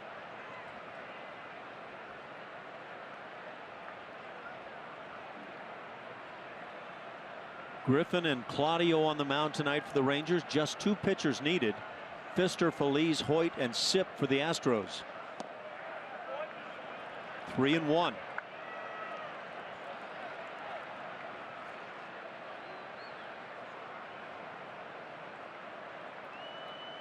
Tony Barnett, right-hander, loosening for Texas. And with the right-handed bats coming up next for the Astros, Barnett likely to make his appearance. 3-2.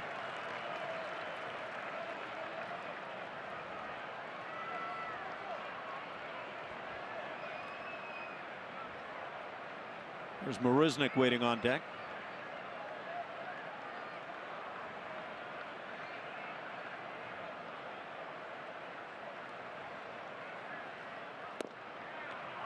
Now Castro draws the walk. That'll put runners at first and second. Nobody out. Marisnick coming to the plate. And it brings out the skip of these Texas Rangers. Jeff Bannister points to the bullpen. And so that right-hander, as anticipated, will come on to work it. He'll be the third pitcher of the night for Texas, with the Rangers leading 10-3 here in the 7th inning.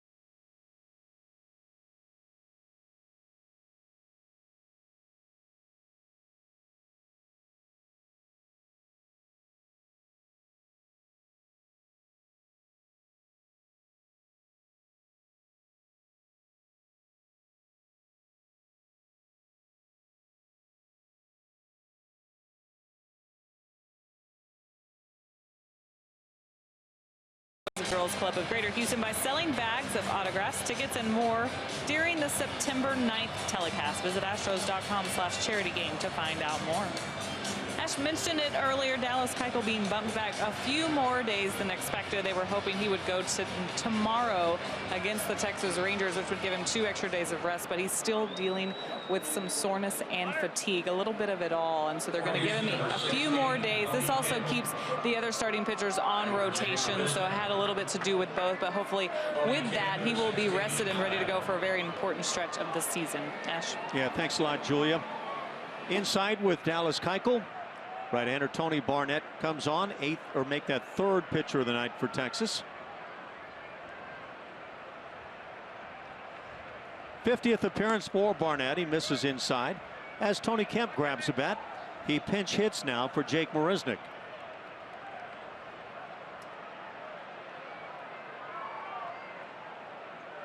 Nobody out, and maybe the Astros a chance to put some runs on the board, get back closer in this game. Kemp lines it, hooking down the right side, and it goes foul.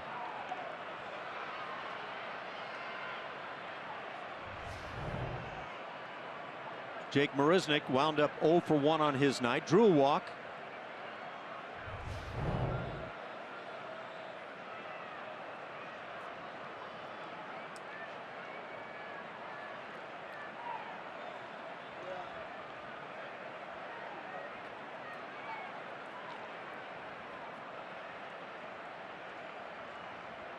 The 1-1 from Barnett. The Rangers right-hander falls behind. Just his first year in the big leagues. That ERA at 2.25, a good one, but it was better. It was down to 1.93 before recent appearances. Saw him get touched up a bit. Kemp now with a 2-2 count.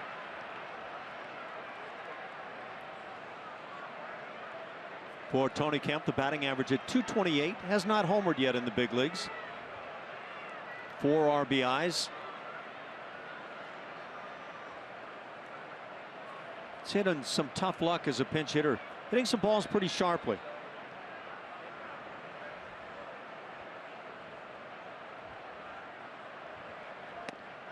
But down on strikes.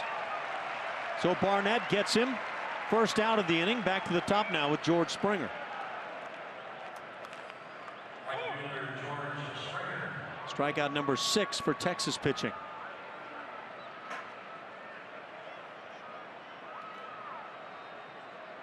George Springer 0 for 3 tonight. A couple of strikeouts. Started the game with a little one-hopper back to the mound to Griffin.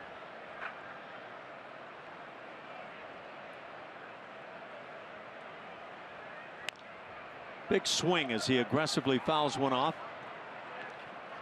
Alex Bregman waits on deck.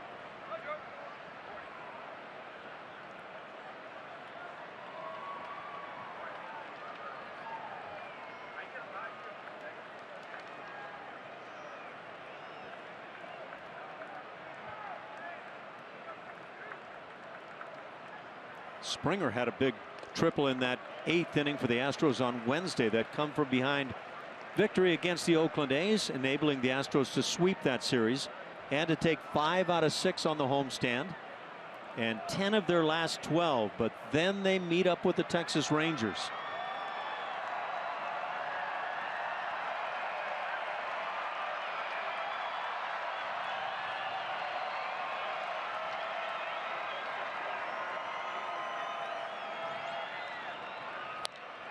Slider popped into shallow left field. Andrus, the shortstop, called off by Gomez, who makes the catch. Second out of the inning. It'll bring up Bregman.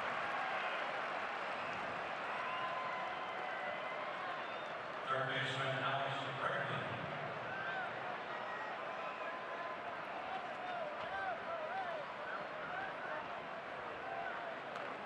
Alex 1 for 3. It was a big one back in the first. His 6th major league home run gave the Astros a 1-0 lead. And it looked like the Astros were completely ready to jump on the Rangers. They led it 2-0 after a half a frame. Rangers tied it in the second and then put the 7 on the board later. Drive down the right field side. Long run. Mazzara can't get there. It's in for extra bases. A couple of runs will score. Bregman will wind up at third base. A 2-run triple, and the Astros have cut that lead. It's now 10-5 here in the 7th. And Alex Bregman, 3 RBIs on the night, 7 total bases. Got some action here in the 7th inning. Brought to you by a leadoff walk, a leadoff base hit, a walk, and then just a little nubber off the end of the bat, but enough carry on it and kept tailing away from Mazzara out there in right field.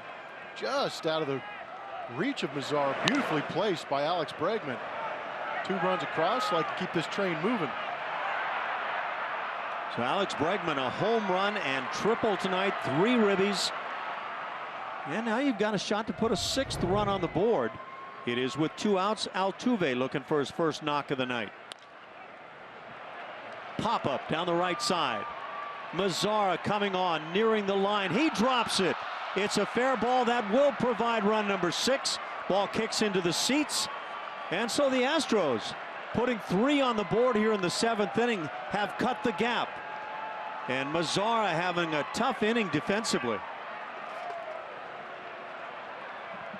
This goes to show you hitting is all about location. Again, not a ball very well struck.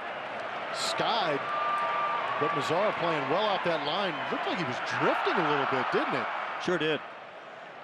Didn't really run to that spot and get underneath it, just kind of kept drifting. And with that right-hander swinging on the corner outfield play on the opposite side, it is continuing to go away from you. So as an outfielder, you got to run through that baseball. The Rangers will go to the bullpen. It's now a 10-6 game.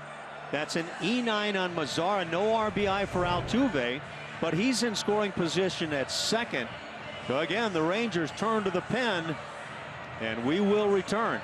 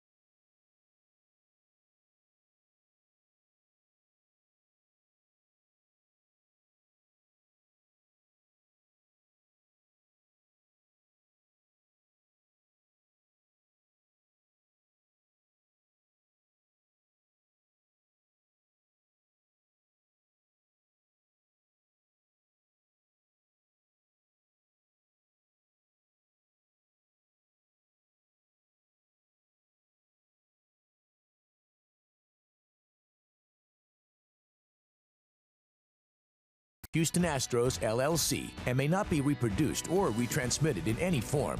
And the accounts and descriptions of this game may not be disseminated without the express written consent of Houston Astros, LLC. Look at a game going on. 10-6 Rangers lead. The Astros have put 3 on the board here in the 7th inning. And now Matt Bush, former #1 pick of the draft that came back in 2004 as an infielder. Great arm, converted to pitching. He's had some problems in between, but now pitching well for Texas. Carlos Correa at the plate. And you see the velocity up to 97 miles an hour.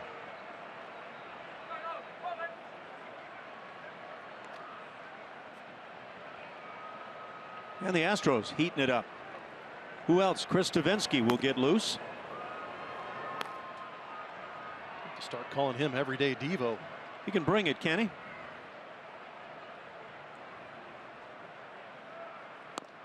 Ball and a strike on Correa. Altuve in scoring position at second. Altuve reached on the E9. Mazara, a couple of catchable balls it would have seemed in the inning. One a triple by Bregman, the other rather easy as Altuve was able to reach and bring in a run.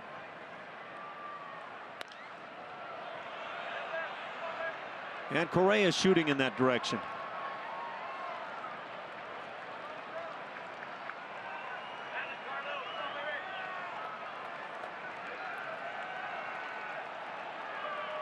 Something about this ballpark will bring on the scoring.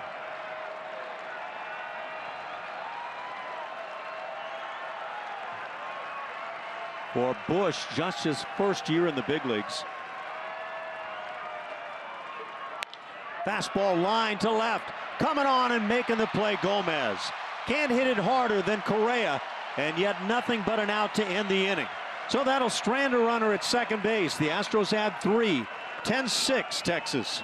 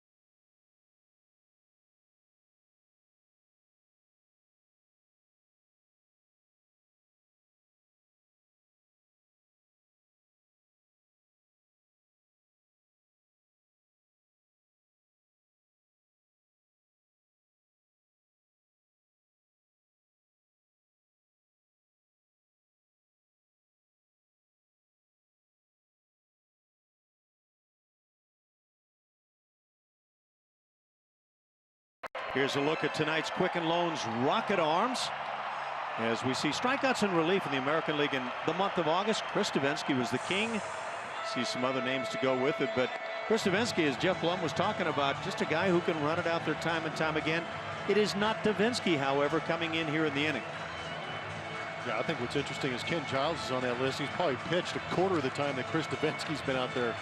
Devo throughout the course of the year, and especially in August, picking up 2-3 inning outings, whereas Ken Giles is only out there for 1. So A lot of strikeouts for both those pitchers, and we go to the bullpen. Newly recalled is Yandel Gustave. This will be his 4th appearance. Last 6 games in AAA. That was between stints here in the big leagues. 6 innings pitched. He allowed 3 runs. Good live young arm, getting some experience here in September. And for the Astros also defensively, a couple of changes. Tony Kemp, who came on as a pinch hitter for Jake Marisnick, will play defensively in left field. Jake Marisnick is out of the game. Colby Rasmus moves from left to center.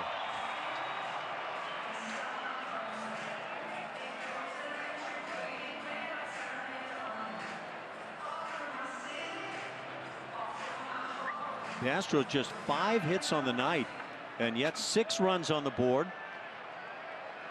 We're in the bottom of the 7th inning, 9-1-2 for the Rangers. Elvis Andrus will lead it off, and he's had a big night. Reached on an error in the 1st inning, or make that the 2nd inning. That was the throwing error by Bregman.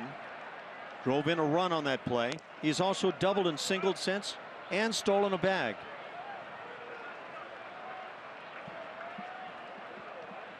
Gustave gets in front, 0-1.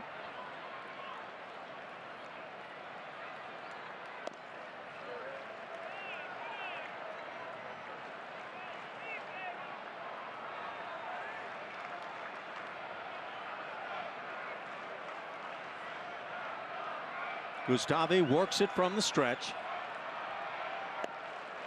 Falls behind instantly, 3-0.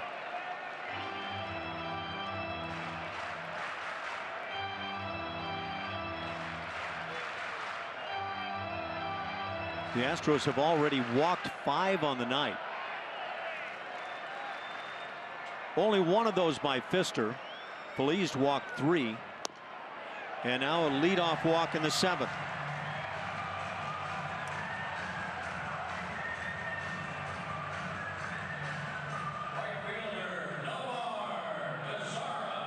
Well, Gustave with the free pass to the first man he faces. And now the top of the order, Nomar Mazara will stand in. He's had a single and a sac fly, 1 RBI on the night. Certainly a tough inning defensively in the top of the 7th.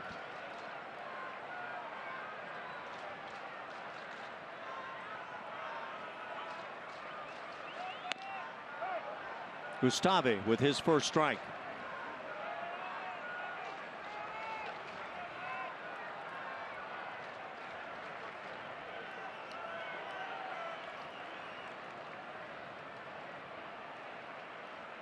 (122nd game on the year for Mazara. He's done a heck of a job. That slider induces a swing. It's 0-2.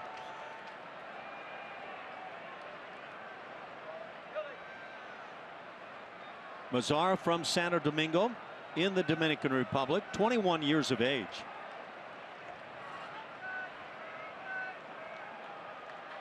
Made his debut back in April, just 20 years of age at the time.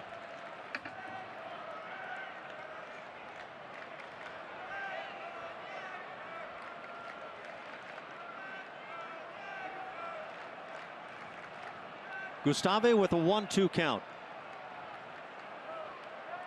13 Texas hits, 5 for the Astros, each team with an error.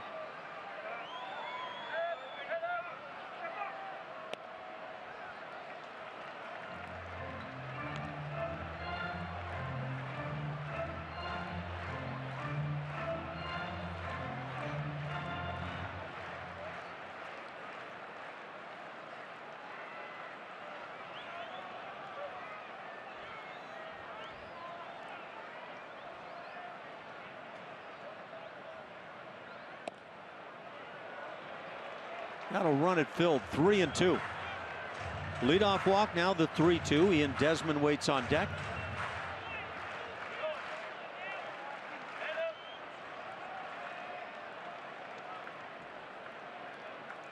There's the number 2 hitter for Texas. Runner goes from first. The pitch a strike, the throw down a strike. And now they've got the runner. Andrus hung up, and the tag applied as moving out of the base path is Andrus, so he's called out. So it's a double play. Caught stealing there as Jason Castro makes a good throw. Thank you for that, Elvis Andrus. Not the greatest jump, as you can see, he was peeking in to see what was going to happen on the swing there. No intent really to steal that base, just to create an opening possibly. A good play by the Astros defensively to get those 2 outs.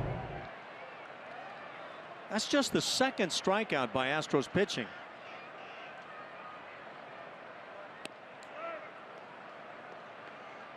They didn't get that first strikeout until they got Carlos Gomez in the 6th to make the 3rd out. 3 2/3 for Pfister without a strikeout. Phillies just 2/3 of an inning. Hoyt 2/3. Tony Sipp 1, and he got that first strikeout. 0-2 the count. 97. You see what the Astros like about Gustave. Very good arm.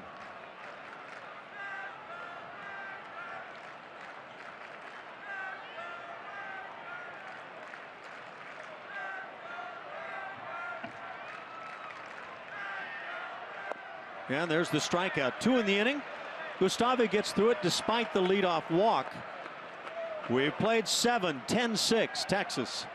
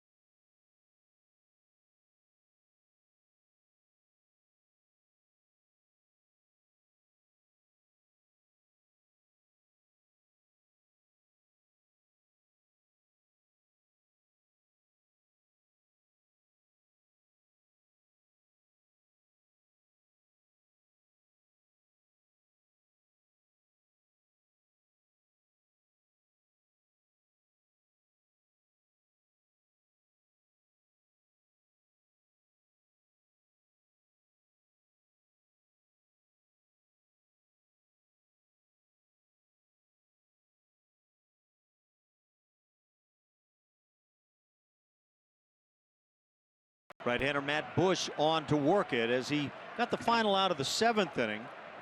Getting Carlos Correa to line out sharply to left field to end the inning. It's Evan Gattis, Colby Rasmus, and Yuli Gurriel here. Again, the Astros just 5 hits on the night. Gattis had a sac fly driving in a run back in the 1st inning. He's also drawn a walk in the 6th. George Springer has had a long night in the leadoff spot. Ball and a strike. And Jose Altuve still looking for his first hit.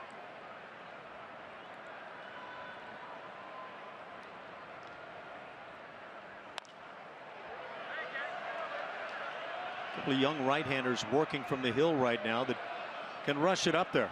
1-2 on Gattis.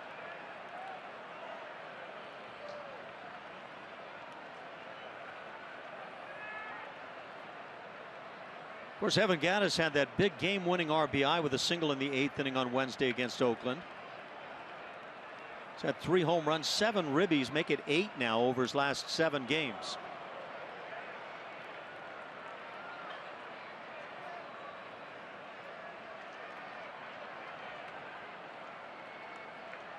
What a thrilling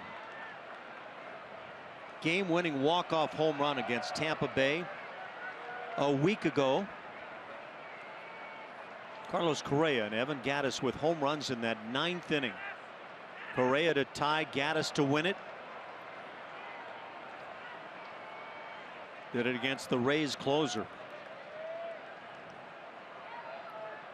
We're in the 8th, and the Astros got to find a way to get some runs coming now.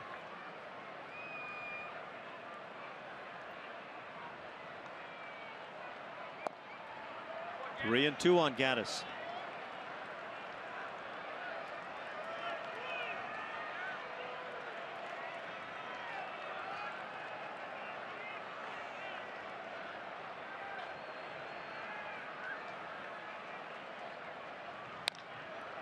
Ground ball to short. Two big hops for Andrus.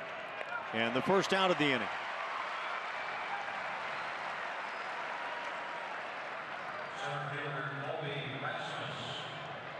With one out, it brings up now center fielder Colby Rasmus. Colby's 0 for 3 with a strikeout.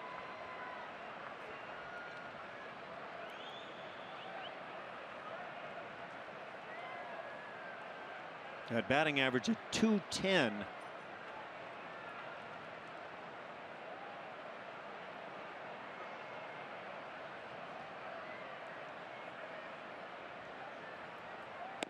Three infielders on the right side. Adrian Beltre on the left, drawn in. Of course, the Rangers know, like other clubs, that Colby has been inclined at times to drop a bunt on the third base side.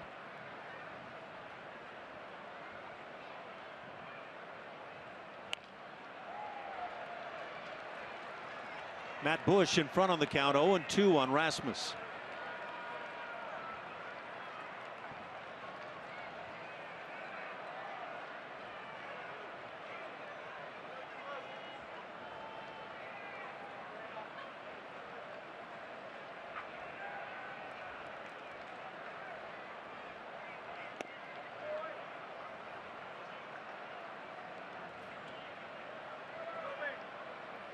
One and two on Colby. Jake Diekman, tough left-hander, gets loose now in the Rangers pen.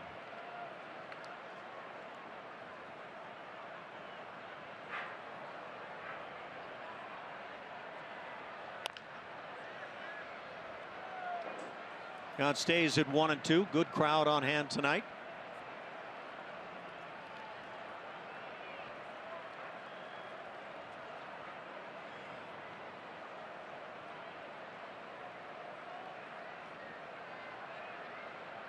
And the Rangers have drawn well.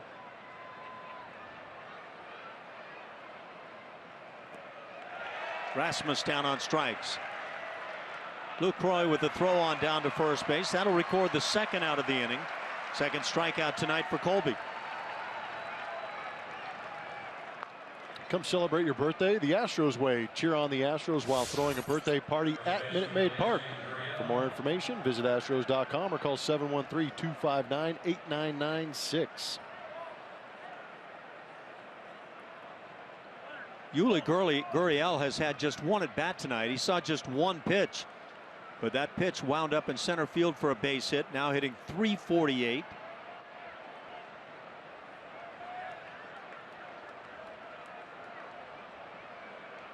It would appear that Gurriel is, as Jeff Blum referred to him, a professional hitter.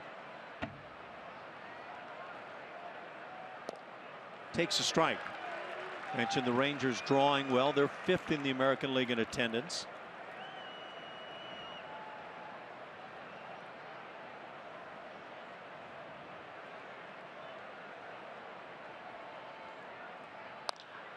Ground ball left side. That finds the hole. Second hit of the night for Gurriel. He's aboard with 2 down and brings up Jason Castro. So he just keeps on swinging it.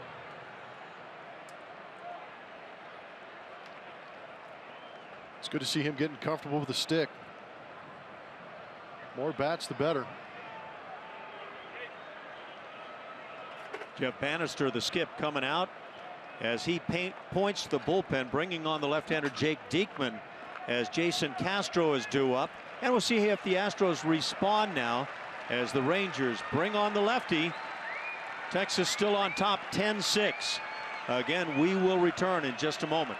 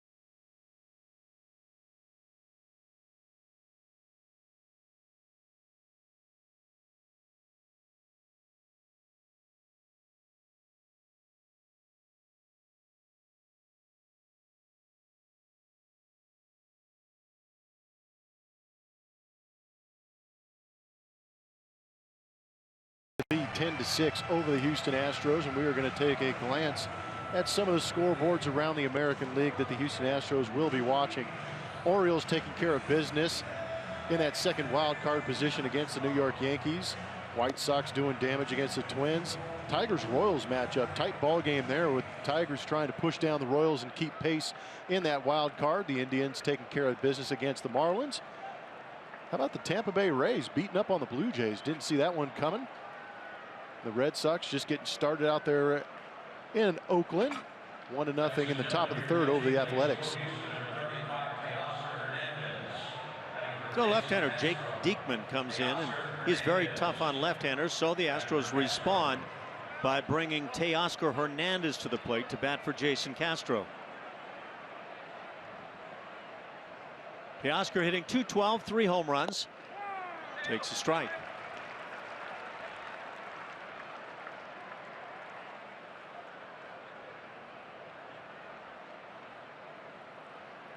Diekman with a .266 ERA, 57th appearance, and he is allowed just 28 hits in 47 1/3 innings. Quickly gets in front, 0-2.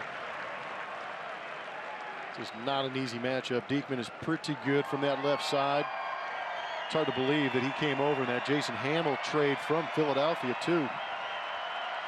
He has struck out 52 in those 47 1/3 innings.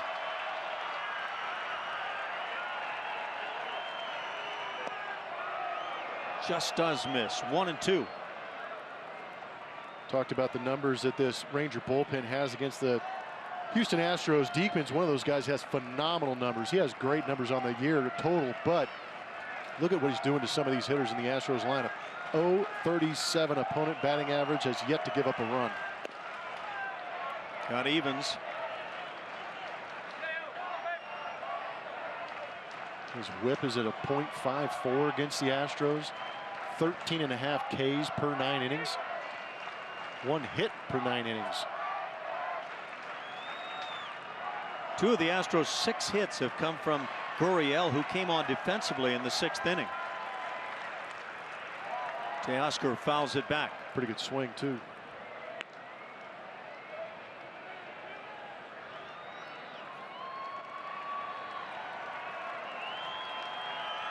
Sometimes it's hard to believe numbers you look at. 5th year in the major leagues for Diekman. ERA through those years, pitching with the Philadelphia Phillies before in a hitter-friendly ballpark in Philadelphia, just about 3.5.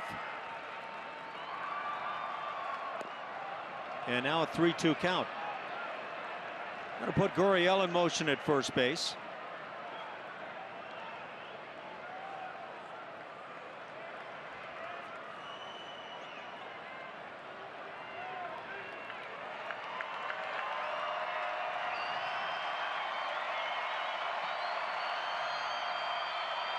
And the crowd here in Arlington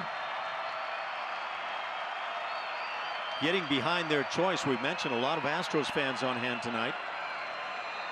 Runner goes. The 3-2 is ball 4, and so that'll put a pair aboard. There's a big league at bat right there. Nicely done by Teoscar.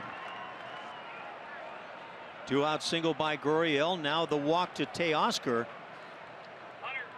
and the 9 spot. It'll be Tyler White coming on as a pinch hitter. Tony Kemp had been the pinch hitter in the 7th inning, but Kemp, the left-hand hitter, now being replaced by the right-hand hitting Tyler White.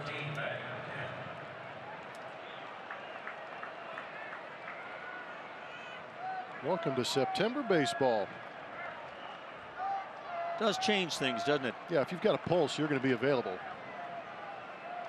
Unless you're Marwin Gonzalez. You may recognize that guy, Doug Brocale, the pitching coach for the Texas Rangers.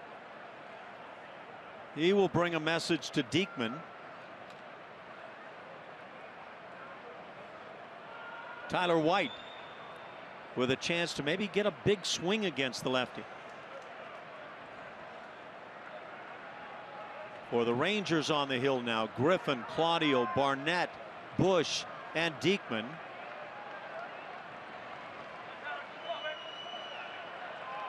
So Tyler White gets a swing.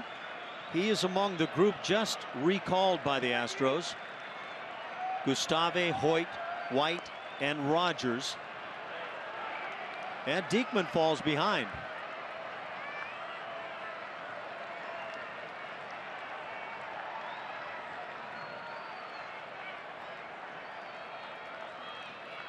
This is the 9 spot in the Astros order. That means George Springer waiting on deck. And potentially Springer could represent the tying run. We've seen some late life out of the Astros, mostly at home, because they like having that last at bat and being able to walk things off. But it'd be great right here if they could put a hurting on the back end of this bullpen. They are making Diekman work, get that pitch count up a little bit. But again, you've got to be real selective right here. It's got to be something you know you can drive. Don't expand that zone. Don't give in to Diekman. Hit in the air, left center field. And that's pretty deep. Back at the track on the move. And unable to make the play, Desmond. Extra bases. 2 runs will score. All of this with 2 outs. It's now 10-8 as the Astros put runs on the board in the 8th inning.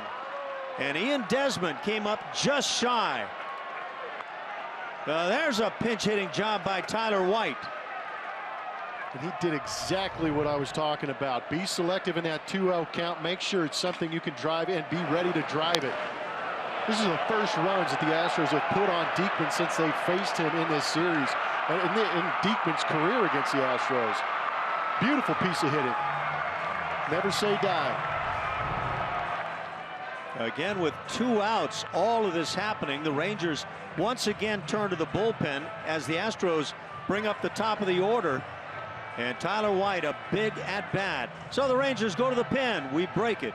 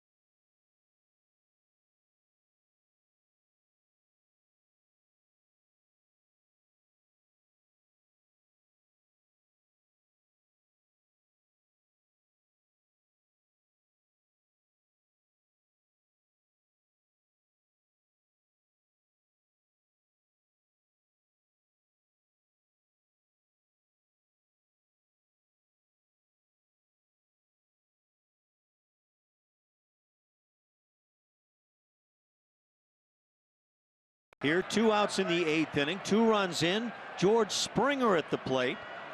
Tyler White at second base. Right-hander Keone Kela brings the slider in the dirt.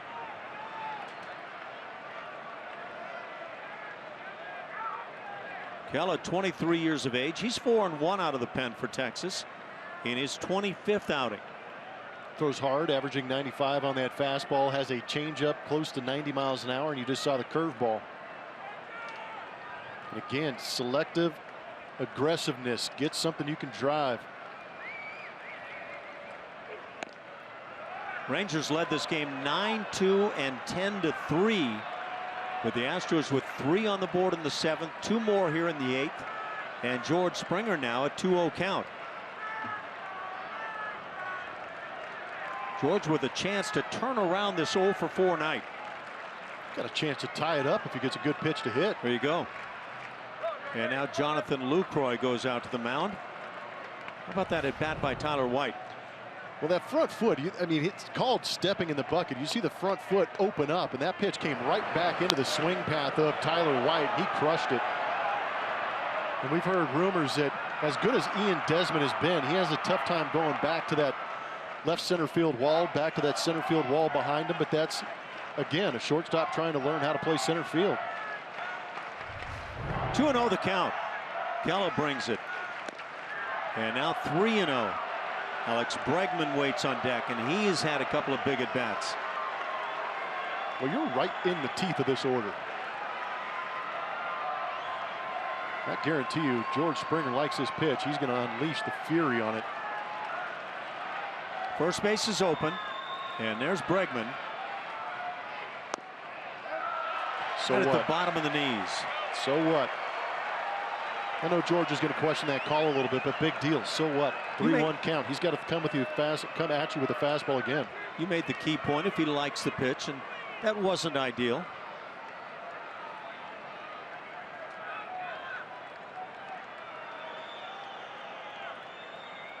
Big 3-1.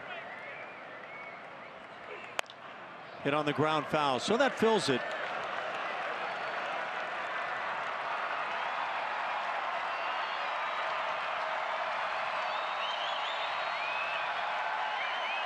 Relax, deep breath. You've seen his fastball a couple times. What looked like a Rangers blowout has turned into a nail biter here late.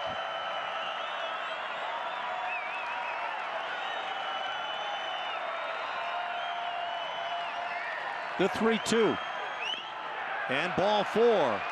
2 runners will be aboard now as Alex Bregman comes to the plate.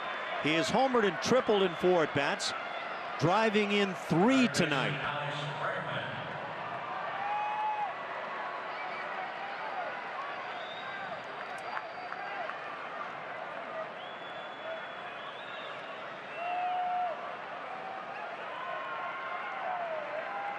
He had home run number 6 back in the first inning.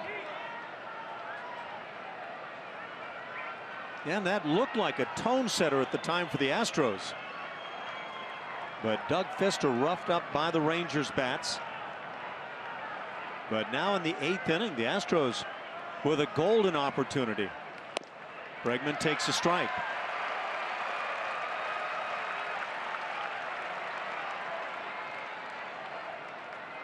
For Alex, that batting average at .245, 23 ribbies. Half swing, he goes through. It's 0-2.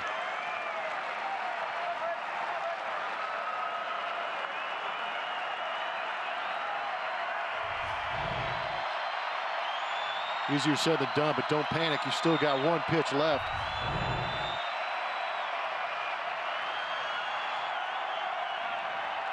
A lot of fans on their feet here.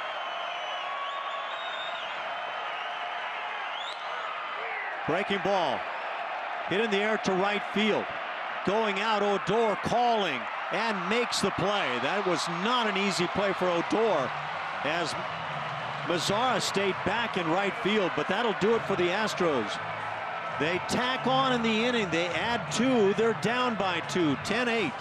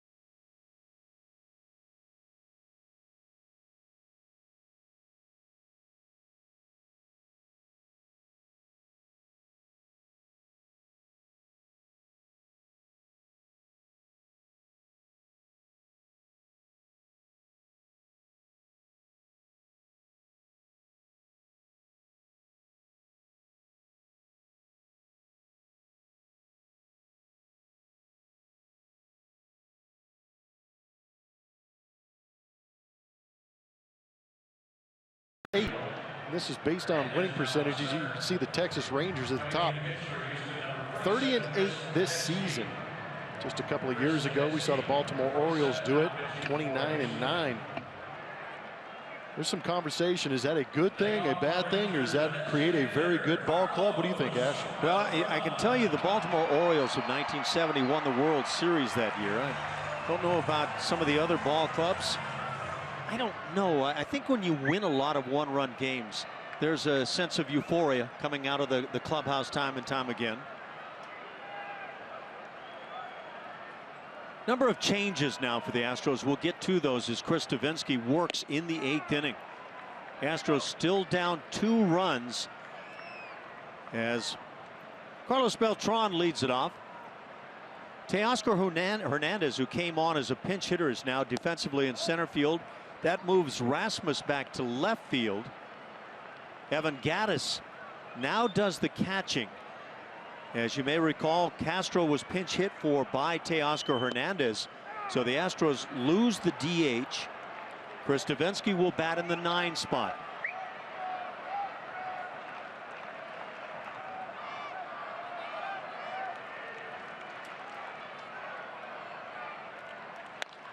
On the ground sharply, Correa in that shift to his left to make the play. And 1 out here in the 8th.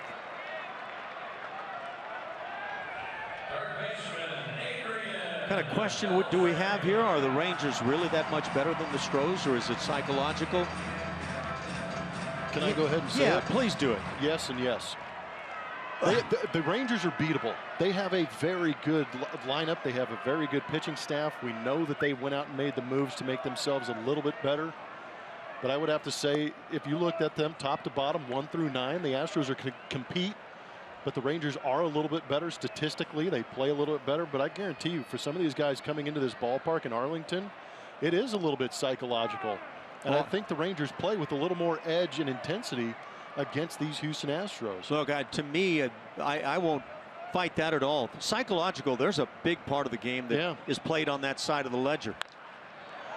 Towering fly ball, shallow into center field. Teoscar Hernandez, now George Springer to make the play, and out number 1. No doubt about it. And I was on some clubs that had that kind of an issue with the Dodgers. And they tried, the Astros, to bring in a psychologist to straighten us all out, to get the demons out of our heads. Things were done in the clubhouse. You know, all the stuff that you might anticipate and get a giggle out of, but it was all done.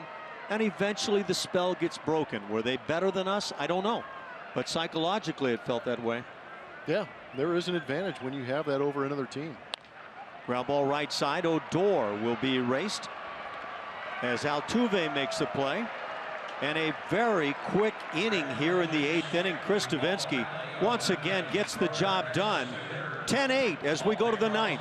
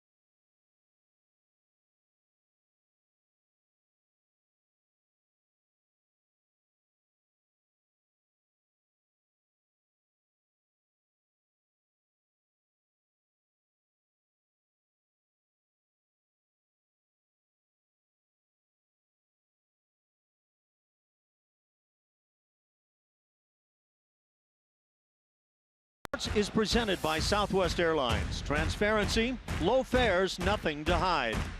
And by Lexus, the new 2016 Lexus ES and ES Hybrid. It's next level luxury. To the 9th we go, 10-8. Rangers on top. And the Astros trying to make some magic happen here against the closer of the Texas Rangers. That's what the folks are saying on Twitter.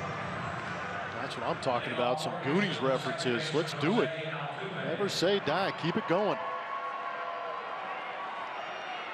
Nice work. 35,102 on hand tonight. A lot of those Astros fans. It's rally time. For the Astros, it'll be Jose Altuve to lead things off. And again, it's closer time. Sam Dyson for the Texas Rangers. 30 saves on the year out of 34 opportunities.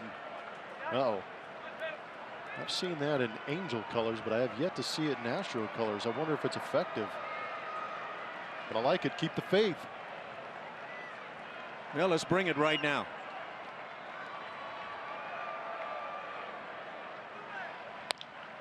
Ground ball hit to third. Beltre is right there.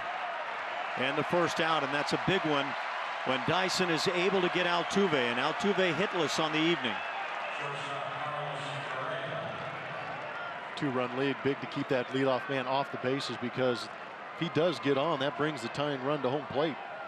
Immediately, and now Carlos Correa does come to the plate. He'll do it with the bases empty. Carlos 1 for 4 on the night.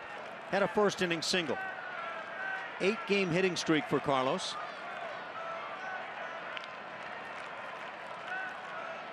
Tell you what's frustrating is as an Astro, you have 8 runs on the board. Typically that wins them some ball games, considering how well their pitching is, just not here in Arlington. That's the frustrating part. You actually put up runs and you don't get the W. Back to that question about the Rangers and are they better? Is it psychological? All that sort of thing. The Astros have a better run differential than the Rangers on the year. And yet the Rangers have dominated the Astros. Therein lies the story to me. 11-2 the Texas Rangers are against Houston. Last year they were 13-6. And how do you get that turned around? There are no excuses. Those are the facts.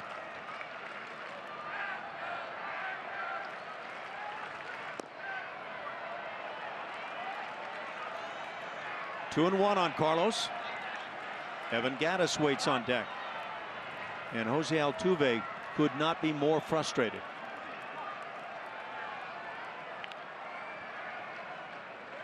Yet he's still top stepping it. Yep. Trying to will his way with these Astros to score a couple of runs. Yeah, it's good to see, rather than the guy that goes and sits down at the far end and pouts. 11-2 against the Astros are the Rangers. 69-52 against everyone else. 69-51 for the Rangers against everyone else. Yeah, it's all about the head up, isn't it? It is.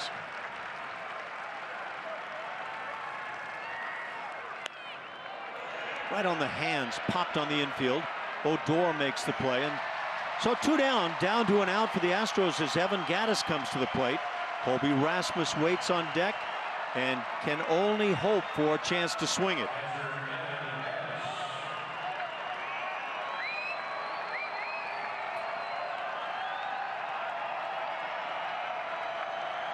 Gattis got some big hits late in that homestand. All he's trying to do right now is get on base, find a way.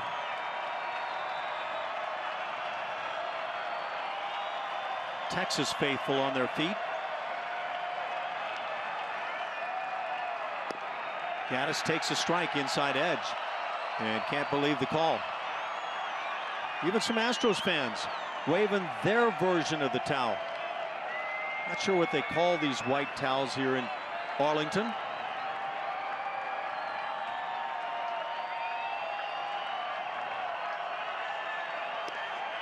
Oh, and 2. 2 corners, 2 strikes. And now Gattis and the Astros down to a strike.